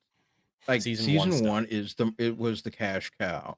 Yeah, and of course in season 4 the Hellfire Club shirts. But outside of that, this show doesn't sell any. Like it's not a merch related show, if that makes any sense. A It's lot like, of modern day products struggle, like contemporary Yeah. stories struggle with merch because most of the stuff they're using is everyday common items. Yes. I think, And toys don't exist anymore. I'll give you that. Yeah, and toys don't toys exist don't anymore. exist. But as far as But, collectibles are concerned, I don't think the show would be something that prints that. It's not like it's a superhero show. Is somebody Yeah, getting a it's not Hot gonna make Toys statue. Vecna? Is somebody getting a Absolutely Hot not. Toys Vecna? No one's doing that. No one's doing that. No one's doing that. Some season 1 stuff was more like the baseball bat with nails in it, but that's been done before in other properties. That's been done by professional wrestling for decades. Yeah. You know, that's not, I mean, that's it was. not I nothing mean, new. even though I didn't see it, I know the kids dressing up like Ghostbusters, but in people season have been 2, dressing up. People have dressed up like Ghostbusters for 40 years. Yeah, exactly. So I mean, even the Demogorgon, I love the Demogorgon in its simplicity. Like they really wanted to go for a very simple looking monster that kids could draw after seeing the show. And I don't think that even if this were just a season 1 conversation, I don't think the Demogorgon really rates high on best monsters of all time, best villains of all time, just even season 1. So there's not anything in the toy or merch area that will be. So I mean, I feel like the case has been made that while Jed is correct that and he himself including, there are people who both either sort of like it and the hardcores who will cling to this and hang on to it and watch it on occasion. But this thing, and Jed says 6 months out of Zeitgeist, all time, I think now, with the exception of what Jed said, it'll always be on Netflix. As long as Netflix exists, it will be there because they own it. They're not going to remove it from their catalog. It's going to be there. But it will be forgotten. It will be forgotten because even if they do the spinoff they're talking about they're doing, I don't think the spinoff will land. I think whether or not... Which one? I just know there's one with a briefcase. So yeah, there's 3 spinoffs right now. There's the Broadway play that's already out. That There's I know about an animated too. show that's going to come out later on. I talked about that a couple months ago when I said, does this matter? I asked that question. And then there's the spinoff that's going to answer a bunch of the questions. Apparently, bring it to Netflix. Probably deal with the Philadelphia project like the play does. And there's talks about a sequel series as well. Well, so they have to get those off the ground. And here's the problem: though. The Duffer Brothers don't work for Netflix anymore. They work for Paramount, I think. They're still doing things with them. Their next show was canceled. We don't know why yet, but they are producing all of the spinoffs. But they're not show running it. They're not show running. No, they're going off to write other things. They've talked about for a long time that Stranger Things, like Dre said on Ballbusters, was supposed to be a one and done deal, and they want to move on, even with all the lying and the manipulating that they're doing, going full James Gunn. Yeah. I think they would be done now with Stranger Things as showrunners, even if it was considered the greatest thing ever. Like, let's say season 5 was just the best season of all 5 seasons, and it's all time great. I still think they would be moving on at this point. Now, so there it is, though. even with whatever they do with spinoffs, and I think, and I agree with Jed that there's some over the top hate for this. I feels like that people who just are hating it for hating's sake because one or two things, but that is still a reality. There's a lot of hate for this out there. I think this has gotten so soured at this point. I don't think the spinoffs will have an impact. I think they will be mid at best. And whatever they do, I think 10 years from now, this is a whisper on the wind. Stranger Things is not something that comes up in conversation. It's not something that comes up in science fiction conversations, supernatural conversations. I think, like Avatar, to an extent, it'll now be generally slowly forgotten. It might be brought up in conversations, with the exception, Jed said, of Netflix shows, all-time Netflix shows, and this and that, until Netflix manages to create another one that's an all-time that breaks it out. Can they do that? We don't know. They haven't done it yet. They have not, because they, as we always say, they Netflix everything. They start off well and then they just crap all over it and then it gets forgotten. So Stranger Things, it's done, it's gone, and I think we kind of agree its legacy will be dim. A dim legacy. Not praised, not completely forgotten. I'll say that. But it's not something that's going to really come up in conversations like everything else that I mentioned does forever. Yeah, I think no that's lasting the imprint. conclusion. No lasting imprint. And but it made its impact 10 years ago. The things it did for nerddom, I think should be commended. For D&D and all the other cool nerd stuff, but ultimately its legacy is going to be of mediocrity, and that's unfortunate because of where it started off from. But people aren't really going to remember. They're going to remember how the show made them feel, but never remember what gave them real impact. I think that's how it's going. And that's the thing, because there's not a lot of it. Yeah, 10 years, less than 50 episodes for 5 seasons. I mean, that's just modern television now. And there it is. I will say Netflix, because of Netflix, because of Stranger Things, it'll be remembered as patient zero for modern day television on streaming services. Well, it established the new norm because at the point when Stranger Things came out, Netflix was first getting into originals. It was first trying to go away from just being a curated platform. And this show was immensely successful. So everyone and their mamas wanted a streaming service of their own. That's when Disney Plus was first getting floated out there. It took another 3 years to make it. Amazon Prime, all of those. And I think it's Stranger Things' success that made them decide we can actually make content for this. And they all tried to take our sweet ass time doing it. Take your sweet ass time doing it. I mean, Stranger Things season 1 and 2 were very close together, back-to-back years. But after that, it was just blown out of proportion. They realized they could get away with fewer episodes, and the binge drop was the model for the longest time with streaming services. I would agree, and they're all going away from those Stranger Things staples. The binge model, with the exception of Netflix, and even Netflix with the volume thing that they've been trying out the last few years, is going as farther and farther away. Amazon's nearly completely abandoned it. Paramount doesn't do it, as far as I'm aware. No, they never have. They Paramount. And just everything that Stranger Things impacted on the more technical business side of Hollywood, it changed the game, changed the playing field, and now everything that it did change is slowly being pulled back and replaced back with what it used to be.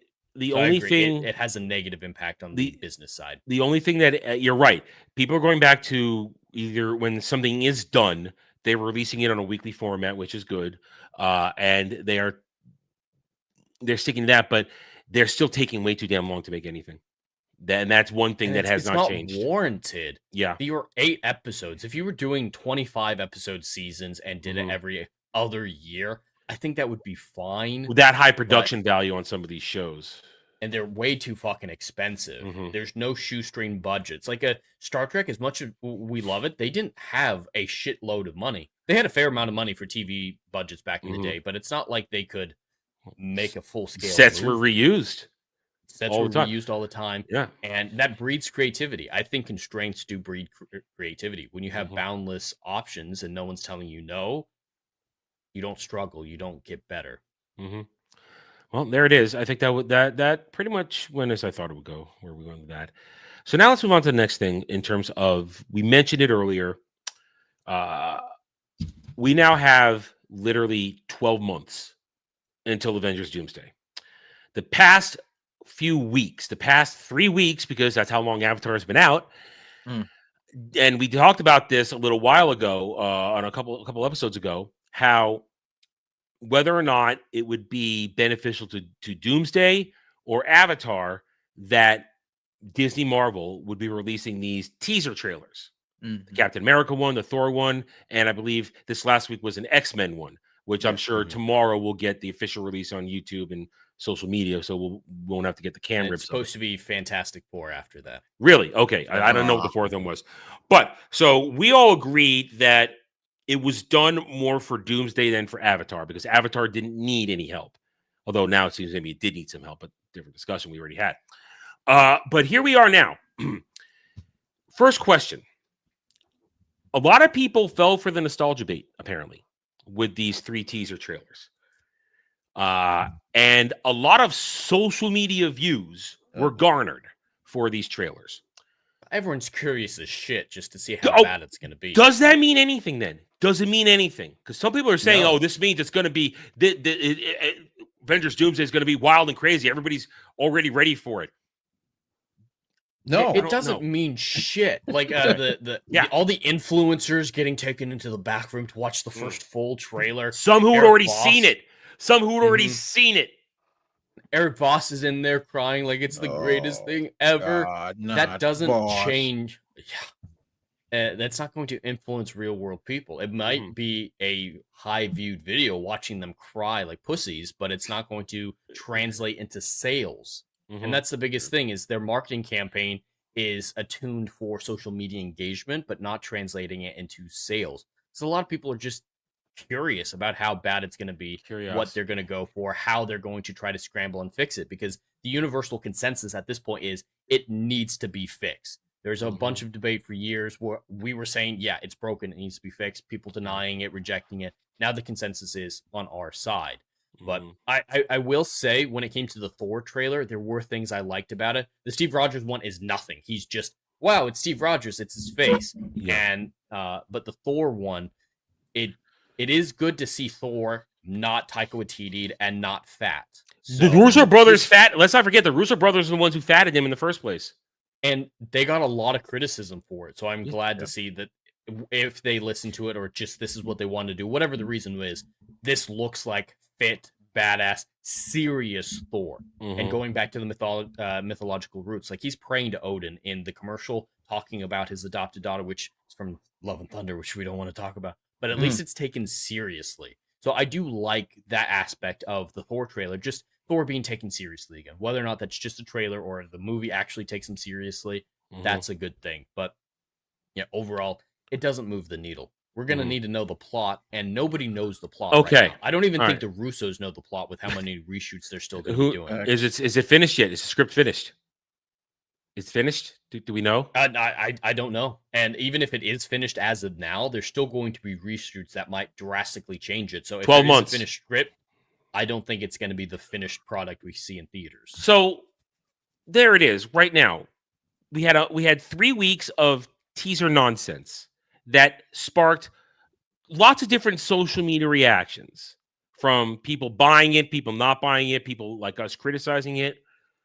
But rumor has it that in a month and a half, we're going to get a full trailer at the Super Bowl. That's the rumor. I mean, that's when you're going to release it. That now does make sense. According to somebody did a little math for me the other day. Every 30 seconds of a Super Bowl commercial, anything like that's about somewhere between $10 and $20 million. Oh, yeah, it's very expensive. Yes, sir. So yes, sir. If they do a full 2-minute trailer, which they can't do a minute trailer, it's got to be a real trailer. It can't be some teaser bullshit. Especially at this point. Yeah. They have to start now with a real trailer. That is easily a $40 to $50 million investment. That is correct. On a marketing campaign that hasn't even started yet. That is also correct. So there is the question. If they kick off the new year, let's put the teaser trash behind us. Okay? Put it behind us. Even with everything this week of the Fantastic Four, which we know nobody gives a shit about. Nobody cared about Fantastic Four movie. We covered that last year. That's correct. Can Disney Marvel, can the MCU, can they keep up starting in we'll say starting in February if the trailer just come out of Super Bowl for 12 months or 11 months at that point, can they keep up any sort of steady marketing campaign that Jed pointed out earlier in a previous conversation that doesn't ruin too much of it, yet maintains interest for literally a year now? Can they do that? That is my question, and I don't know if they can do it. I don't think they can. Well, I your don't think question so. is twofold, and I think the answer is no on both. In order to get the normies back in the seats, you have to, like as I love saying, you have to seduce me. These normies have to be more than just seduced. You got to kidnap these by the ankles, okay, and get them to be drugged in there by something they cannot deny. You have to put dangling keys. And when I say dangling keys, I mean something that they always wanted for the last 15 years. And and that has to be in the adverts. Mm-hmm. You have to spoil something. And that's just the reality. You've got to show your whole penis out there. Period. Full stop. You have to put it out there. You have to whip that thing out. Period. To get everybody in seats. And it proves it. The three trailer, the teaser trailer, whatever nonsense they're trying to make up, did not move the needle one iota. You know why? Because the normies have left. Period. They're gone. They've been gone since Endgame. They're gone. They've moved on to other things. The movie experience doesn't exist anymore. You have to put something out there that it has to be a cataclysmic movie event that cannot be missed in order to get butts back in seats. We know that requires build up. There's been no build up for it. Oh, Adam, that's too late. Yeah. There's no build up. If there was build up, then you wouldn't have to show your penis. But you have no build up. You have no build up. Yeah. You have to go straight up, let balls to the wall. You have to. You have no, like, what is this film based on? Anybody have any answers? They're talking about in the chat. Robert Downey Jr. is Doom.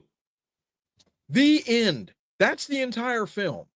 Because we have no buildup from phases 4 and 5 at all. Not one bit. This is the ultimate retcon in the history of film. Season 4 and 5, and brought back the Russos, brought back RDJ, brought back White Captain America, brought back all these different They're still just calling him Steve Rogers, though. He's just Steve. Yeah, just Steve. We know who he is. And the moving going audience, most importantly, knows who he is. Yeah. You are throwing everything at the wall that was successful at one point because you screwed up royally and you're out of money because the normies are gone. So what do you have to do? I have to kidnap them and get them into the theater.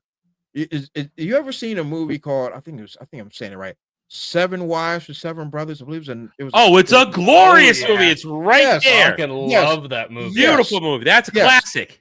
Yes. Filled with some of the greatest talent ever in the Hollywood. Sobbing Women song. The Sobbing Women. Yeah.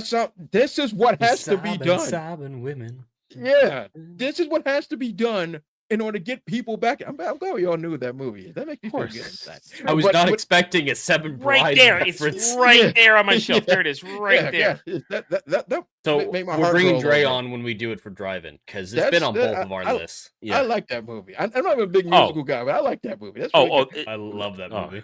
But anyway, that's what they have to do. Get the sobbing women and get them into the daggone theater. That's it. But they're not going to do that, though. So back to the question: is there anything that could be? Can they keep up any sort of momentum to drag those sobbing women? Because those sobbing women are going to kick and scream. Oh, they're going to kick and scream. You don't need to look past what just happened here. We're more excited to talk about a 1970s musical than the next 60s, than the next entry in superhero premiere theatrical experience. I think musicals aside, just in general, people are more excited about the past. Yeah, you're right. People are fired up about the past. And that's 7 Brothers for 7 Brothers. That's it. That's the joke. Trying to You trying to find the date? Yeah, trying to find the date. I want to look at my actual copy. I don't want to type it into freaking Google. Regardless, it's old as shit, and we're way Yes. more. We all lit up as soon as we realized what Dre was talking about. Exactly. That's a real sad situation. But do you see what I'm saying? But do you see what I'm saying? Like it doesn't make any logistical sense. And to have a campaign that has to be drug for 12 months. Do you know And what that's kind the thing. of money? Oh, what year, Adam? No, I'm saying that's No, the he said 12 that's months. the thing. That's Oh, the yeah. 12 months. 12 months. Yeah, That 12 means months. the marketing budget, the 2.5 metric, cannot apply to this You film. can't. We're looking at 3.5, 4. And not to 54. mention the campaign. 1954. That's crazy. That's 1954. crazy. That's crazy. And we're all thinking about that movie and how fun it is. That's ridiculous. None of us were born. None of us. And we're looking back at that joint like, oh my God, you remember how Adam fun that wasn't? movie was? It's crazy. No, I wasn't. Even Adam wasn't born. That's how old that movie is. But this is what I'm saying. Like that budget is going to be 4 times. And I'm talking about full on marketing. I'm talking Disney. I'm not Disney. Excuse me. That's Barbie what marketing. I mean, and That's it's Barbie. going to be it's going to be there's going to be a $300 million marketing campaign because they're going to spend if there's a trailer drops on Super Bowl Sunday, that's $50 million alone. Off rip. And that's just for February. You still have 10 months after that of pushing it constantly. You're going to have to because Chad, especially people mentioned, people forget this is happening. If you stop talking about it for a moment, you forget Doomsday is happening because nobody cares. Not at all. Nobody cares. So they have to have something beyond Barbie. They have to have a beyond Barbie marketing campaign. Can you imagine that? For a year, starting right now for a year. They have to have beyond Barbie marketing campaign up until Christmas to make you give a damn. The idea of that is absurd because the Barbie marketing literally costs more than the film itself. Yeah. Which is crazy because luckily it was lower budget film, but all the same, it was like 2 times the budget of the film. That is how much money they spent marketing. Granted, it worked and they made big money. Yeah. But this movie difference. Barbie had an audience. Yes, they Barbie did. had a target audience that showed up with seat over and over again. There is no target audience for the MC anymore. The clapping seals and stands, who we have considered, we have repeatedly mocked them for years. This last year, this was their time to prove to us that they were there to make money for Disney in the modern era. They didn't show up for Black Fall and Captain America. They didn't show up for the Thunderbolts. They didn't show up for Fantastic Four. Sure didn't. And they didn't watch the crap TV shows. People forgot about it. Ironheart. You mentioned earlier, Born Again. Nobody watched this shit. It's garbage. Nobody watched it. Nobody cared. There is no target audience. That's why they're already going heavy on the nostalgia. And God help them if at any point in this, Steve Rogers goes, Hail Hydra. Oh my God. God help them. If they do that. He's done if they do that. So we don't know. I'm just saying that was one thing people would say might happen. We don't know what's going to happen. But they are banking heavily on the nostalgia. And Dre, you said it many times before. There's only so much nostalgia penis you can take in the face. Exactly. There's limits. There's limits to it. And it's and this is the thing. And once again, I'm thinking like a rational human being, but all the same, there's no way because they have no goodwill left. Goodwill left. There we go. Very important. Goodwill left. It's nothing. So they have to give the audience what they want, and what the audience wants, unfortunately, now is just dumb fun. We don't want no stories. We don't want no thinking of, oh, how does this connect to this? No, give me action figures and smashing them against each other. That is what we want to see. You know what I want? I want it to go away. That's what I want. Oh well, we can't want it to go away. That because that means that Jesus has finally showed brought up in the chat. Then they still have to land Secret Wars, which they're not filming that back to back. Correct? Not like they did Infinity War. They haven't filmed it. No, they haven't done anything now. No, they're not. There's no way they're because they don't know what they're doing for Secret Wars. Release date. They don't know what they're doing for Secret Wars. That's why they don't know. They don't even know if they're going to do Battle World God Doom. They don't know. And it's going to be at least another few years. It's 2030 when we're getting Secret Wars, probably. Who knows how long it's going to. And they have another big problem here. And we mentioned it earlier before the segment. There's a movie coming out in the summer that's going to be more well received, good or bad. People are going to be more excited to go see Spider-Man Brand New Day than Doomsday. I'm inclined to agree with it. Because that series has goodwill after No Way Home. People are able to differentiate Spider-Man from the MCU. And he's not even going to be in Doomsday. He's not even going to be in it because they're taking place parallel to each other. And now, from what I've heard, Brand New Day sounds like a dog shit movie. From what I've heard, from the story I've heard, bits and pieces coming out, it sounds like a goddamn mess. But either way, people are willing to go give Spider-Man a chance. We have talked about it.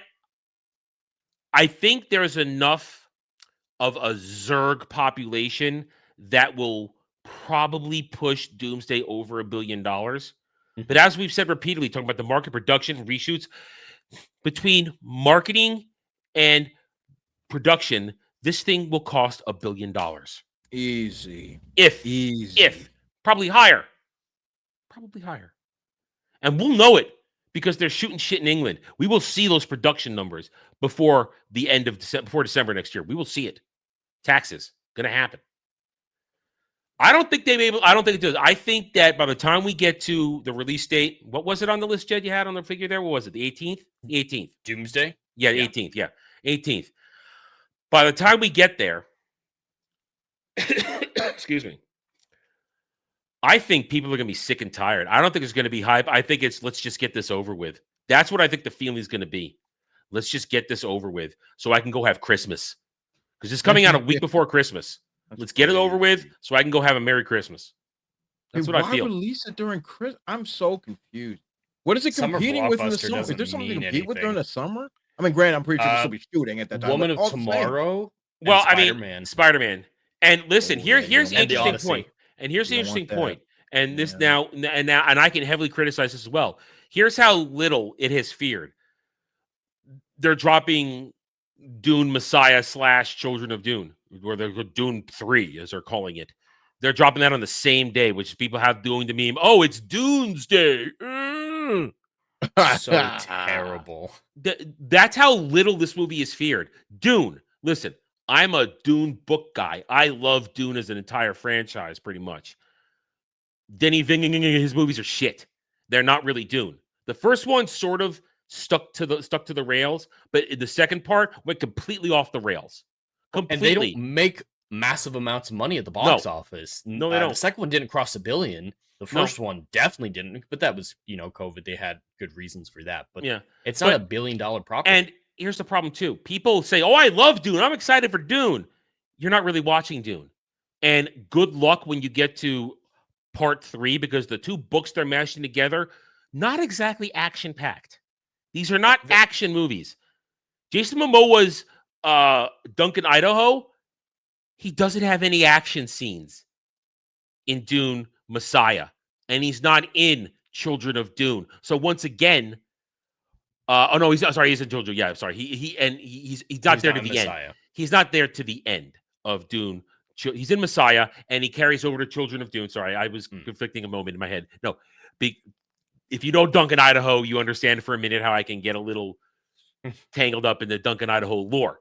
But he's not even the star. Duncan, Idaho is not the star yet. Duncan, Idaho is the star later on in the Dune series. He's not yet.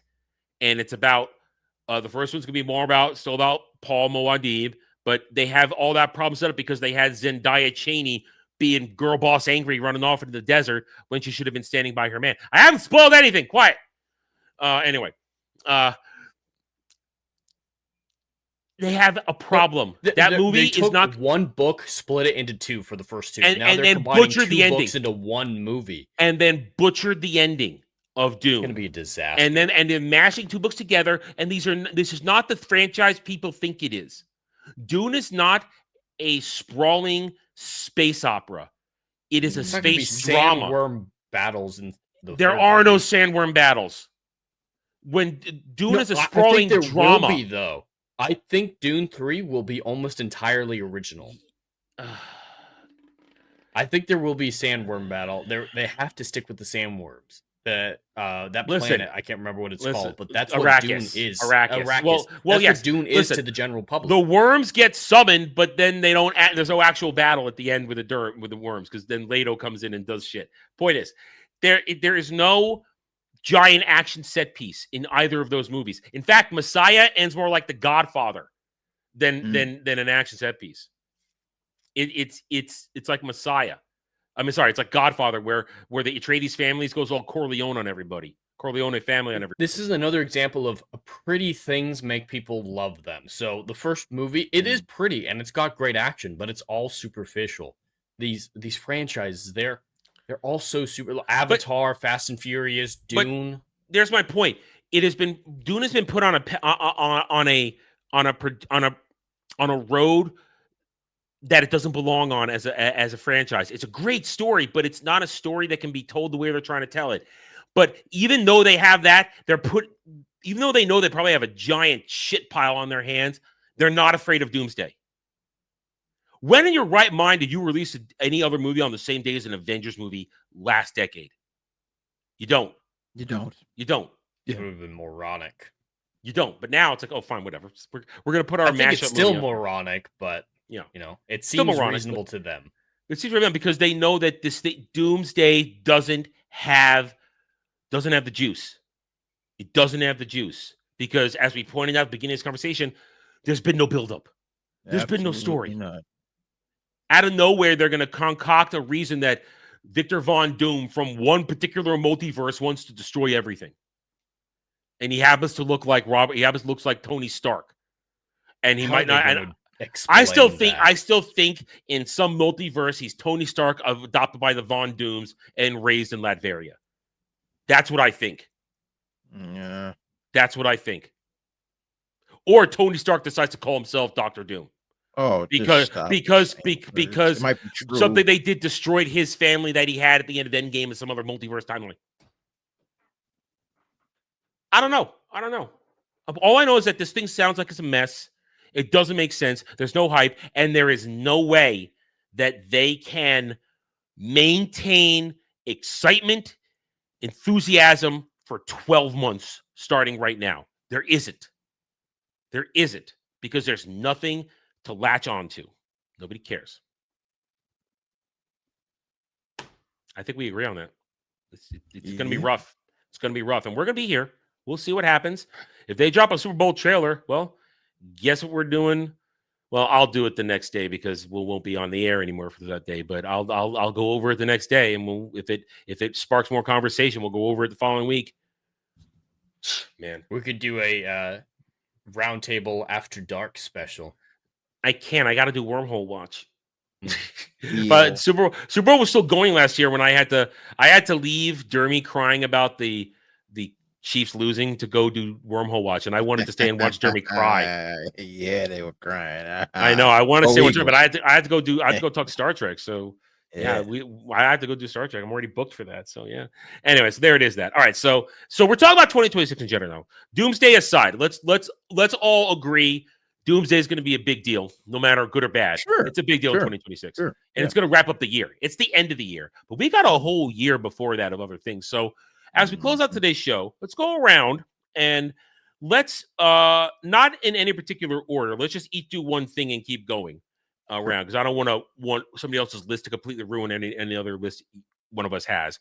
So I'm going to start of what do you think the big deal stories, events, moments of 2026 might be, given what we know so far from any point of pop culture, media, stuff like that. I will start. I'm going to go gaming.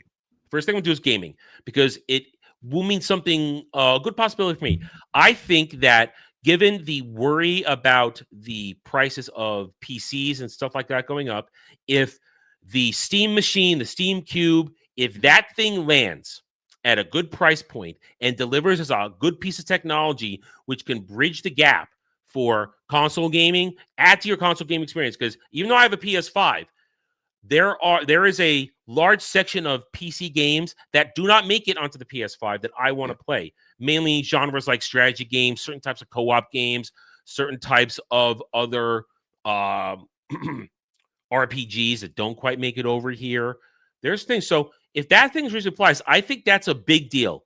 And I think it will be a major splash and change the landscape of home gaming if it has. So what do you guys think about that? No, I think I think have you're to right. agree with you. Yeah. I'm just gonna call it the GameCube for the sake of simplicity. So the GameCube when it releases and if it and price is the big point. Yeah. Because everybody can't buy a PS5, everybody can't buy Xbox, and God knows nobody can build a gaming PC for a Not reasonable now. price. Not at the moment. Yeah. That's over with. If this joint can be, and let's just say a bridge in between, and let's just say it has like upgradable parts. Let's say Which they say it will. That it's got, you can open it up and you do stuff like that. Yeah. Expansion ports. like expansion ports or like a mini like PCI Express video card or something like that. Like if it actually has that type of thing, upgradable RAM, something that's simple for anybody to do, that joint's going to change the freaking game. Dre, you think about it like this. Suddenly indie developers have a framework to develop their games for, because you make it work for the Steam Cube. And if it works for the Steam Cube, it's going to work great for all their PCs beyond that. And suddenly you've got something that everybody can get into. I mean, Jed, you agree on this?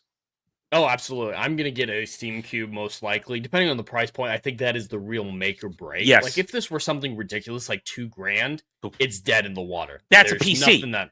That's a PC. Yeah. But if they made, I think sub 1,000 or around 1,000, if you can just get near there, there's enough additional things about it that can justify it being more expensive than a PlayStation or something like that. Using it as a computer, using the OS on it. And if you're, know what you're doing, you can put Windows on there versus Linux. And yeah, I think it could justify being a little bit more expensive than a normal console. But I'm absolutely going to get one if I can. I think it's, like you said, it's a bridge. There's this wall between traditional PC gaming and normies. Normies want the console because it's easy, it's cheap, it's convenient. Plug and play. Cheap, but it's convenient. It's very convenient. Yep. And so if there's a PC equivalent of that convenience, it's going to make an impact. I don't think it's ever going to be on the same scale of course not. Sellability. No. It's still going to be niche to a certain extent. Yeah. But Steam is very good about filling a niche well. Like the Steam Deck. I absolutely love my Steam Deck. I think it's incredible. I play it in dock mode, handheld mode, everything like that. Pretty much every game you see me streaming, unless it's a PlayStation exclusive, or at least used to be, it's on the Steam Deck that I'm playing it on. Like Assassin's Creed, I'm going to play that later on tonight. That's on the Steam Deck. They found their niche. They're able to get that handheld market at a reasonable price. $300 is pretty reasonable for a handheld console, and it's able to play 90% of new games out there. I was able to play Starfield launch day on it, and that was considered like, oh my god. Oh, my computer laughed at me and said, "Yeah, you're not doing this." And I returned it immediately because it was before the drama happened with Starfield, but I looked at the specs like, "Oh, yeah, this isn't happening," and I returned it that day.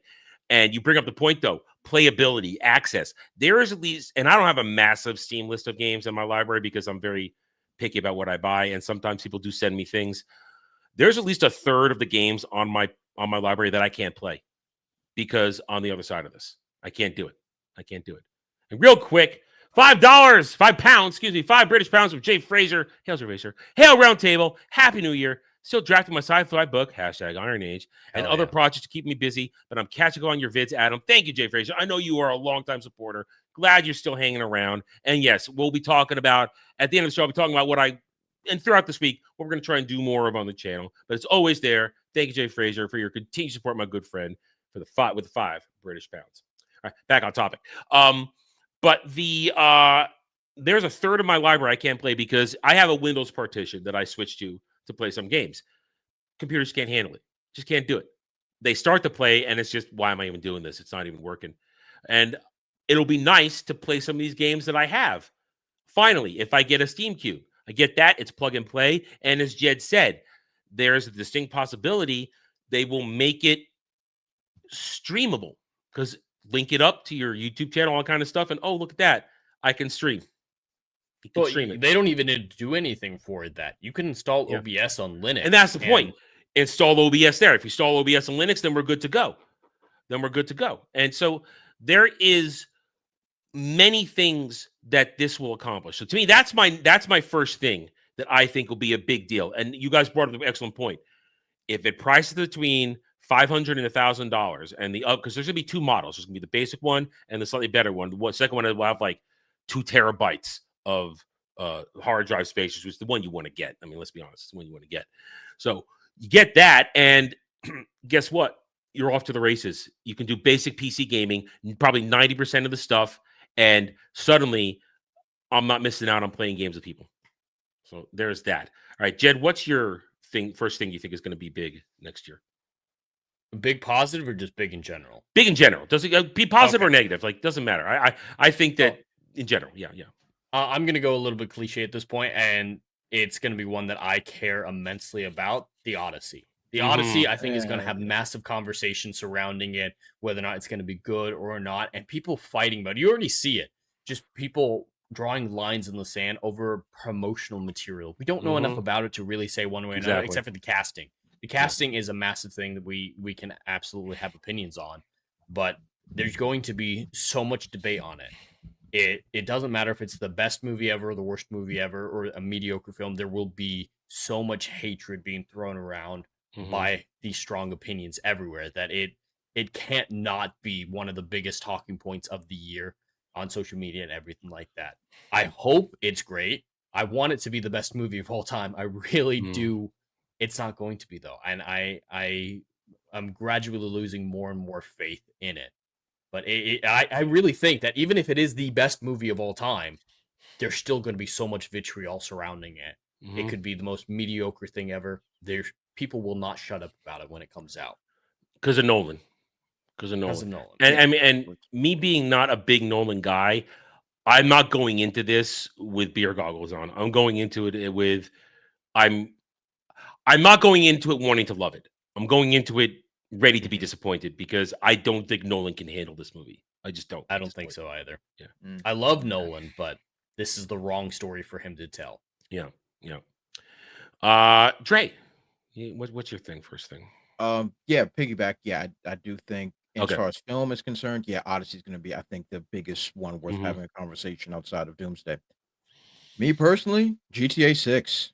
Boom. GTA 6 is, Yeah. for me, has to be the biggest event of the year. It's if it still comes out to her. That's the big question. Next big question. Looking at if everything goes no change, the release of GTA 6 this year is forever going to be, in my personal opinion, the biggest event of the year.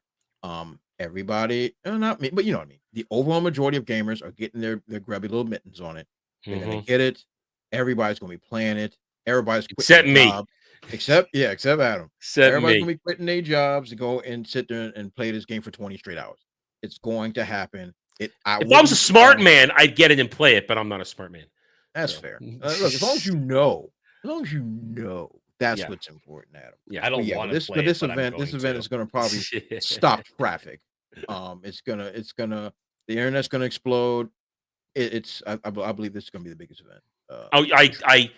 That will be probably you're right. I think out of movies and everything and games and books and TV, GTA 6 will be the biggest because that's going to be the most money made on anything all year. Without question. I don't even think that's up for any billions are going to be made in a week. Yeah.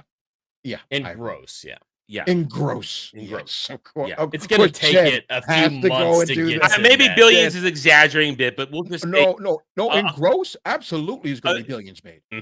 But net, I think. Look, I'm willing to bet good money. In a year's time, it will be netting billions. They won't get. It's going to take some time until they won't make money on it until they switch over the online. There, that's when they'll make money on GTA 6 when they switch to the online stuff. I literally think that just sales alone is going to at least get them out of the the red. Sales are going to be massive. Online is where it's going to keep it alive, just like GTA 5. That's where they're going to make their biggest amounts of money. That's what I mean in the long term. Yeah, its yeah, long-term profitability is the online. yeah, I think the Get Naked money is definitely going to be online, but I think they'll sell It's still enough. going to do ridiculously well. I'm going to use this term loosely. Oh, Copies. they're going to to keep 'em sell out of the race. tens of millions of copies. Yeah. Tens of Oh, millions. easily. I think easily. Yeah. Yeah. Jet. It's going to be the once it's on PC, that's going to see another spike. And that's as a well, year. 'cause A year. Trillions. Yeah. Yeah. And then the mods. Because everybody's a mod. I mean, and people will buy it again for PC. They'll buy it on the PS5. Yep. Then they'll buy it again for their PC for the mods. Yep. And mods are great. I mean, mods are single-handedly keeping Starfield alive with the Star Wars Genesis. I'm going to stream that probably with Spider-Man 2, and then there's a Witcher mod I want to play. I'm probably going to play Starfield Star Wars. Yeah, I mean, so Dreza is right. That is probably the biggest thing that will happen in terms of money made, things sold. It's going to be the talk of the gaming world for a month or two. Easily. I mean, I don't know if if it's worth my time to stream anything else but that during that period of time. During I might that take a period of time, if you're not streaming GTA, yeah. I might as well just private play something for a month. Yeah, or play some of them. Post up for a recording for later because that's what everybody's going to be streaming. That's what everybody's going to be watching. And like I said, if I really wanted to, I should do it, but it'd be a lie. I don't want to play that game. I haven't played a GTA game since Vice City. Yeah, that sounds right. So I don't. You don't want me playing this game. I'm not going to have fun playing it. I'm just not. So if I'm not having fun playing it, you're not having fun watching me play it. Yeah, and there's no, that makes sense. Yeah, do what you love, man. Yeah, there's no point. There's no point. So I'm out. But it's going to break everything. I agree completely. All right, my next thing, whether I like it or not, it's going to be big talk is Mandalorian Grogu. Just because it's a Star Wars movie and there hasn't been a Star Wars movie in the theater since Force Awakens. I'm sorry, since not Force Awakens, Rise of Skywalker. And while I still say the movie's not going to make a lot of money, there's going to be a lot of talk. And it's going to be the shining example of why Disney Star Wars is dead. And it's going to be a big deal because it's going to be they won't be able to hide the failure that is Star Wars when you get a movie that has cost over $250 million and you put it on the screen and it doesn't even make $500 million because there is no desire for Disney Star Wars in any way, shape, or form. So I think it's going to be a big deal, not because it's going to be successful, but because it's going to be undeniable proof of the failure of Disney Star Wars. And I'm going to be there for it with face paint on, apparently. So, yeah. All right. Jed, you got another one? I'm going to go out on a little bit of a limb for this one. It might surprise people, and I could entirely be wrong. But for an actual new game, I think Blood of the Dawnwalker is going to surprise a lot of people. That game looks incredible. It's from the Witcher 3 developer team who moved on and made their own company, the Witcher 3 director, and everybody's positive about it. There was a new trailer released yesterday, and people are raving about it. I think I passed by it. Yeah.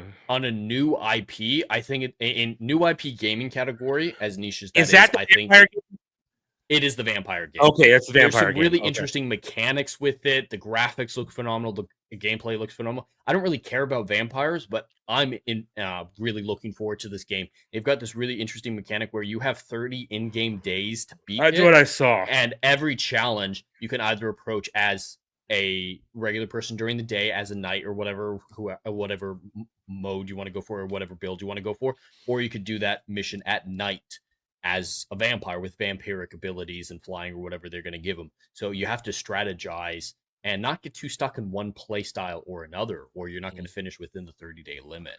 See, so I think it's going to surprise people as a new IP. It sounds interesting, but I don't like the pressure of, you've got 30-day in-game days. I don't like that kind of pressure. It bothers me. I want more freedom. So I don't know how they're gonna do it and like the transition between days. There's talk about it being a manual choice. Like, are you gonna do this mission at the day or at night, giving you as much time as you want for side activities? And that would basically give you probably 12 hours either way. So you have 12 hours at night or 12 hours a day. Now that's a lot of playtime if you break it down over 30 days. But I think they're going to find a way around it where it's not like you feel rushed or anything. It's not going to be days like in Ocarina of Time where they're 20 minutes or anything like that. And Mhm. you're still going to have more than enough time for the godless amount of side contact they're going to do. I mean, it's a Witcher team. There's going to be a lot of Mhm. side quests. Yeah, yeah. Dre, you got anything else? The only thing, and once again, this is probably a blip on the radar, but as far Mhm. as turn-based strategy games go, Mhm. only thing I think that can help, once again, it is a bit of a resurgence with the Gears of War tactics and other things like that. But Star Wars Zero Company is definitely on my Really? radar. It is Really? on my radar. I am a sucker for turn-based strategy, like XCOM and stuff like I'm a sucker for those Mhm. type of games. So, and I play those type of games a lot. And this one's on my radar. Like I'm not super excited about it right now, but I think like a Star Wars based strategy game like that, I think it can be a lot of fun. And once again, this one's set in the Clone Wars where where God is paying attention. So so I'm like, hey, it could be something fun. It could be something that keeps the genre, which unfortunately is not a extremely popular genre anymore, but it's keeping the Mhm. genre alive.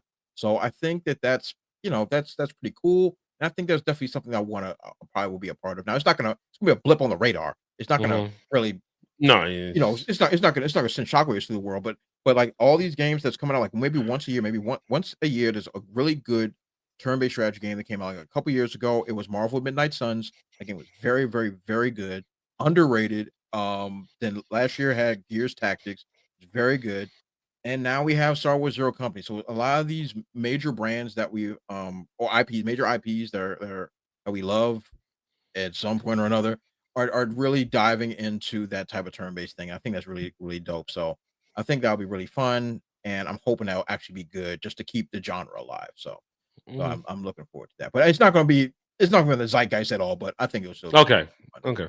Okay. Once again, I'm gonna go movies. I think the upcoming failure that is Supergirl is gonna be very telling. Oh man, I It's forgot gonna that movie's even coming out. it's gonna be so telling. Oh It's gonna be a big Lord. deal because it's gonna show how little James Gunn has to work with, and that is weird. YouTube just stripped 6 likes from the stream. It does that. That's weird. I That's can't stand YouTube right now. yeah. I'm sorry. I just look over and I see, wait a minute, where'd all those likes go? Sorry, distracting. But there is a very big protect James Gunn, protect Warner Brothers, protect DC Studios, that kind of stuff. And I think that and they're already trying to protect. It's like, oh, it's not going to have a big budget. Oh no, it's going to have a big budget. Everything going, it's going to be a big deal because everybody's going to see how hard they're working to cover for it.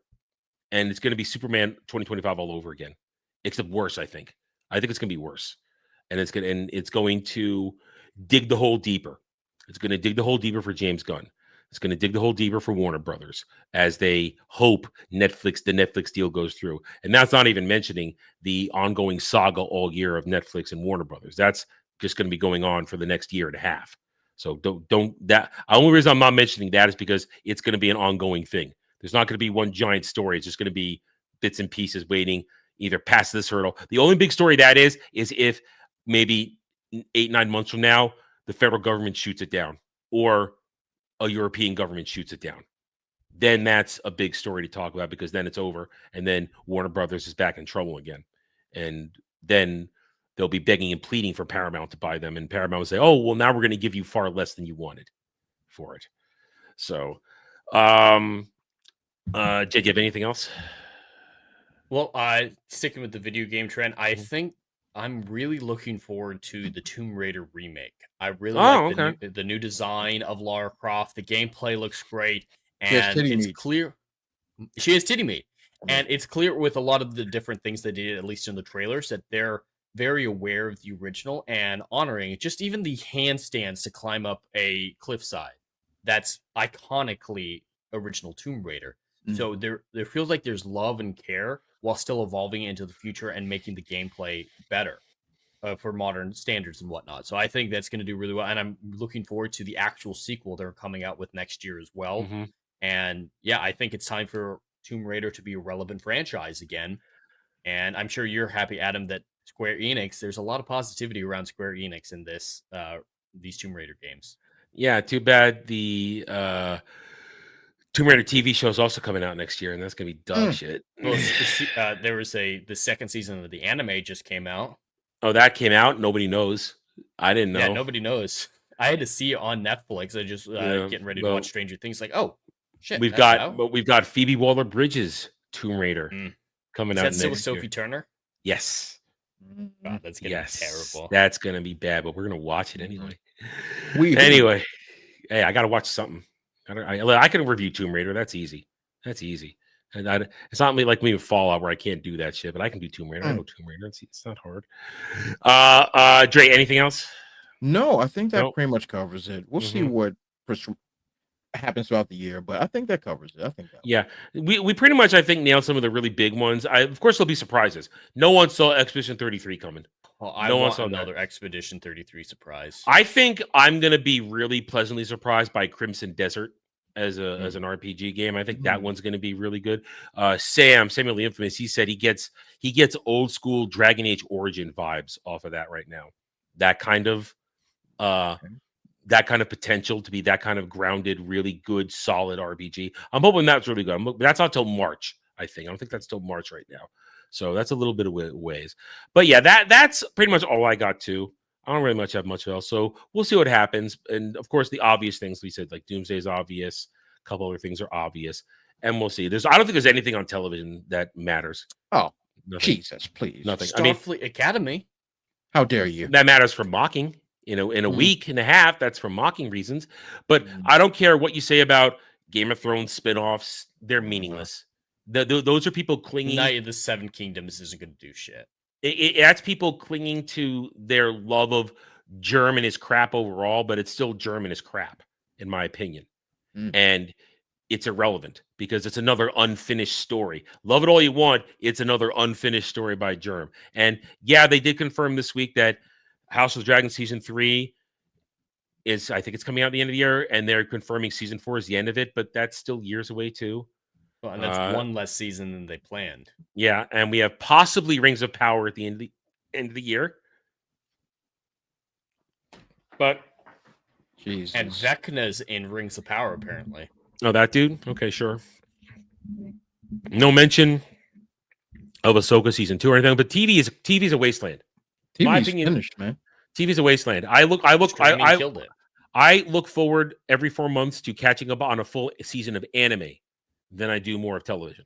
Because I just saw a list the other day of 35 most anticipated shows. I know of a lot of these shows, but these are not things that are going to be remembered 10 years from now. You say 35 most It was a Hollywood Reporter. It's Hollywood. Oh. I just scanned it. I wanted to just look at shows that exist and just threw it up there. Ain't no 35 anticipated shows. Yeah. So there's no none of these things are gonna be remembered 10 years from now, just to use that phrase. And this is where we are. So we'll see how it goes on. We'll be here because it's 2026, and we hope to provide you guys with fun and engaging discussion. Because that's one thing I promise. Every episode, I promise to give you guys, the audience, a discussion section like we had just now. Not just we're grabbing something off the news. I'm promising to try and give you guys real discussion topics where we have deep thoughts on things. But that's it. We're done for today. Jed, what you got coming this week? Well, you can all check out endlessfrontierbooks.com to get an exclusive short story that opens up my Endless Frontier Books universe, The Brighton Pacification, now on sale. And when it comes to the YouTube side, Endless Frontiers on YouTube. I'm going to be going live in about 2 hours now to play some Assassin's Creed Unity. So check that out if you're interested. And then tomorrow at 2 p.m. Eastern, I got it right this time, Adam, I'm going to be doing my Right or Flight podcast. And we're going to be doing another Chat Choose Your Own Adventure, which is kind of a Mad Libs improv story that we craft together, you and me as the chat. And we had a lot of fun last time. In the coming week, just gaming streams as often as I can. Saturday Night Drive-In, but Adam will talk more about that. And whenever we have dedicated news about Artemis 2, I'm going to be going live talking about that. Definitely going to do the launch next month if it comes out on schedule. But there's going to be a lot of Artemis news in the next little bit. Which is cool. That's real world shit. That's like actual space travel stuff. It's exciting. They're finally doing it. This Artemis 2 was supposed to launch 5 years ago, I think. They're a little behind. Yeah, well, we had Biden and all that shit, so what we're gonna do about that? Anyway, Dre, what's your week look like? Week should be pretty standard. Heavenly Father, hopefully so. But everybody can check out bpcomics.io. They can go and check out all my comic book work, all my voice work, all the other stuff that I got going on. And of course, on my YouTube channel, Brewer Playing Comics, if there's anything popping off, definitely have things there. Hopefully I'll be announcing this week of a new interview, which hopefully will be the first one of the year. Hooray. So hopefully that will be coming down the pipeline. Also, if you want to see any of my gaming content, definitely check out The Brute Plays. And you can follow me on X Twitter at TheBrute00. Okay. As for me, I'm done for tonight, except for going to do a Wormhole Watch recording later tonight with Brad, Fractured, and Hitman. You can catch that edited on Duke Devil 95, Brad's channel, every Wednesday night. Tomorrow night, I'm probably going to stream some more Dragon Quest along with Dragon Quest, and as well on Tuesday. Wednesday, Jed and I are going to try and do some Jump Space. That's right. Some co-op on Wednesday night. Do a little Jump Space. Tomorrow, I'll see if I can install it. If it works, probably it'll work. So we'll get that going. We'll get that going on Wednesday. We'll let you guys know the time then. As always, Monday through Friday, 1 p.m. Eastern, you got the Daily Dive, the Double Ds, where you guys chat are in charge. You guys basically tell me what you want to talk about, and we'll do that. Let's see. Tomorrow night, there will be a Stream of Conscious. There will be that tomorrow night. And then this week on Saturday Night Drive-In, Jed and I will be watching Frequency, a good dad story, good father-son story, starring Jim Caviezel, and I just forgot his name again. Damn it, I'm terrible. Dennis Quaid. Dennis Quaid. Thank you. I'm just something wrong with me right now. Past 24 hours, something wrong with me. Yeah, Jim Caviezel, Dennis Quaid. Good story. Jed hasn't seen it, so it'll be a good first-time discussion for him.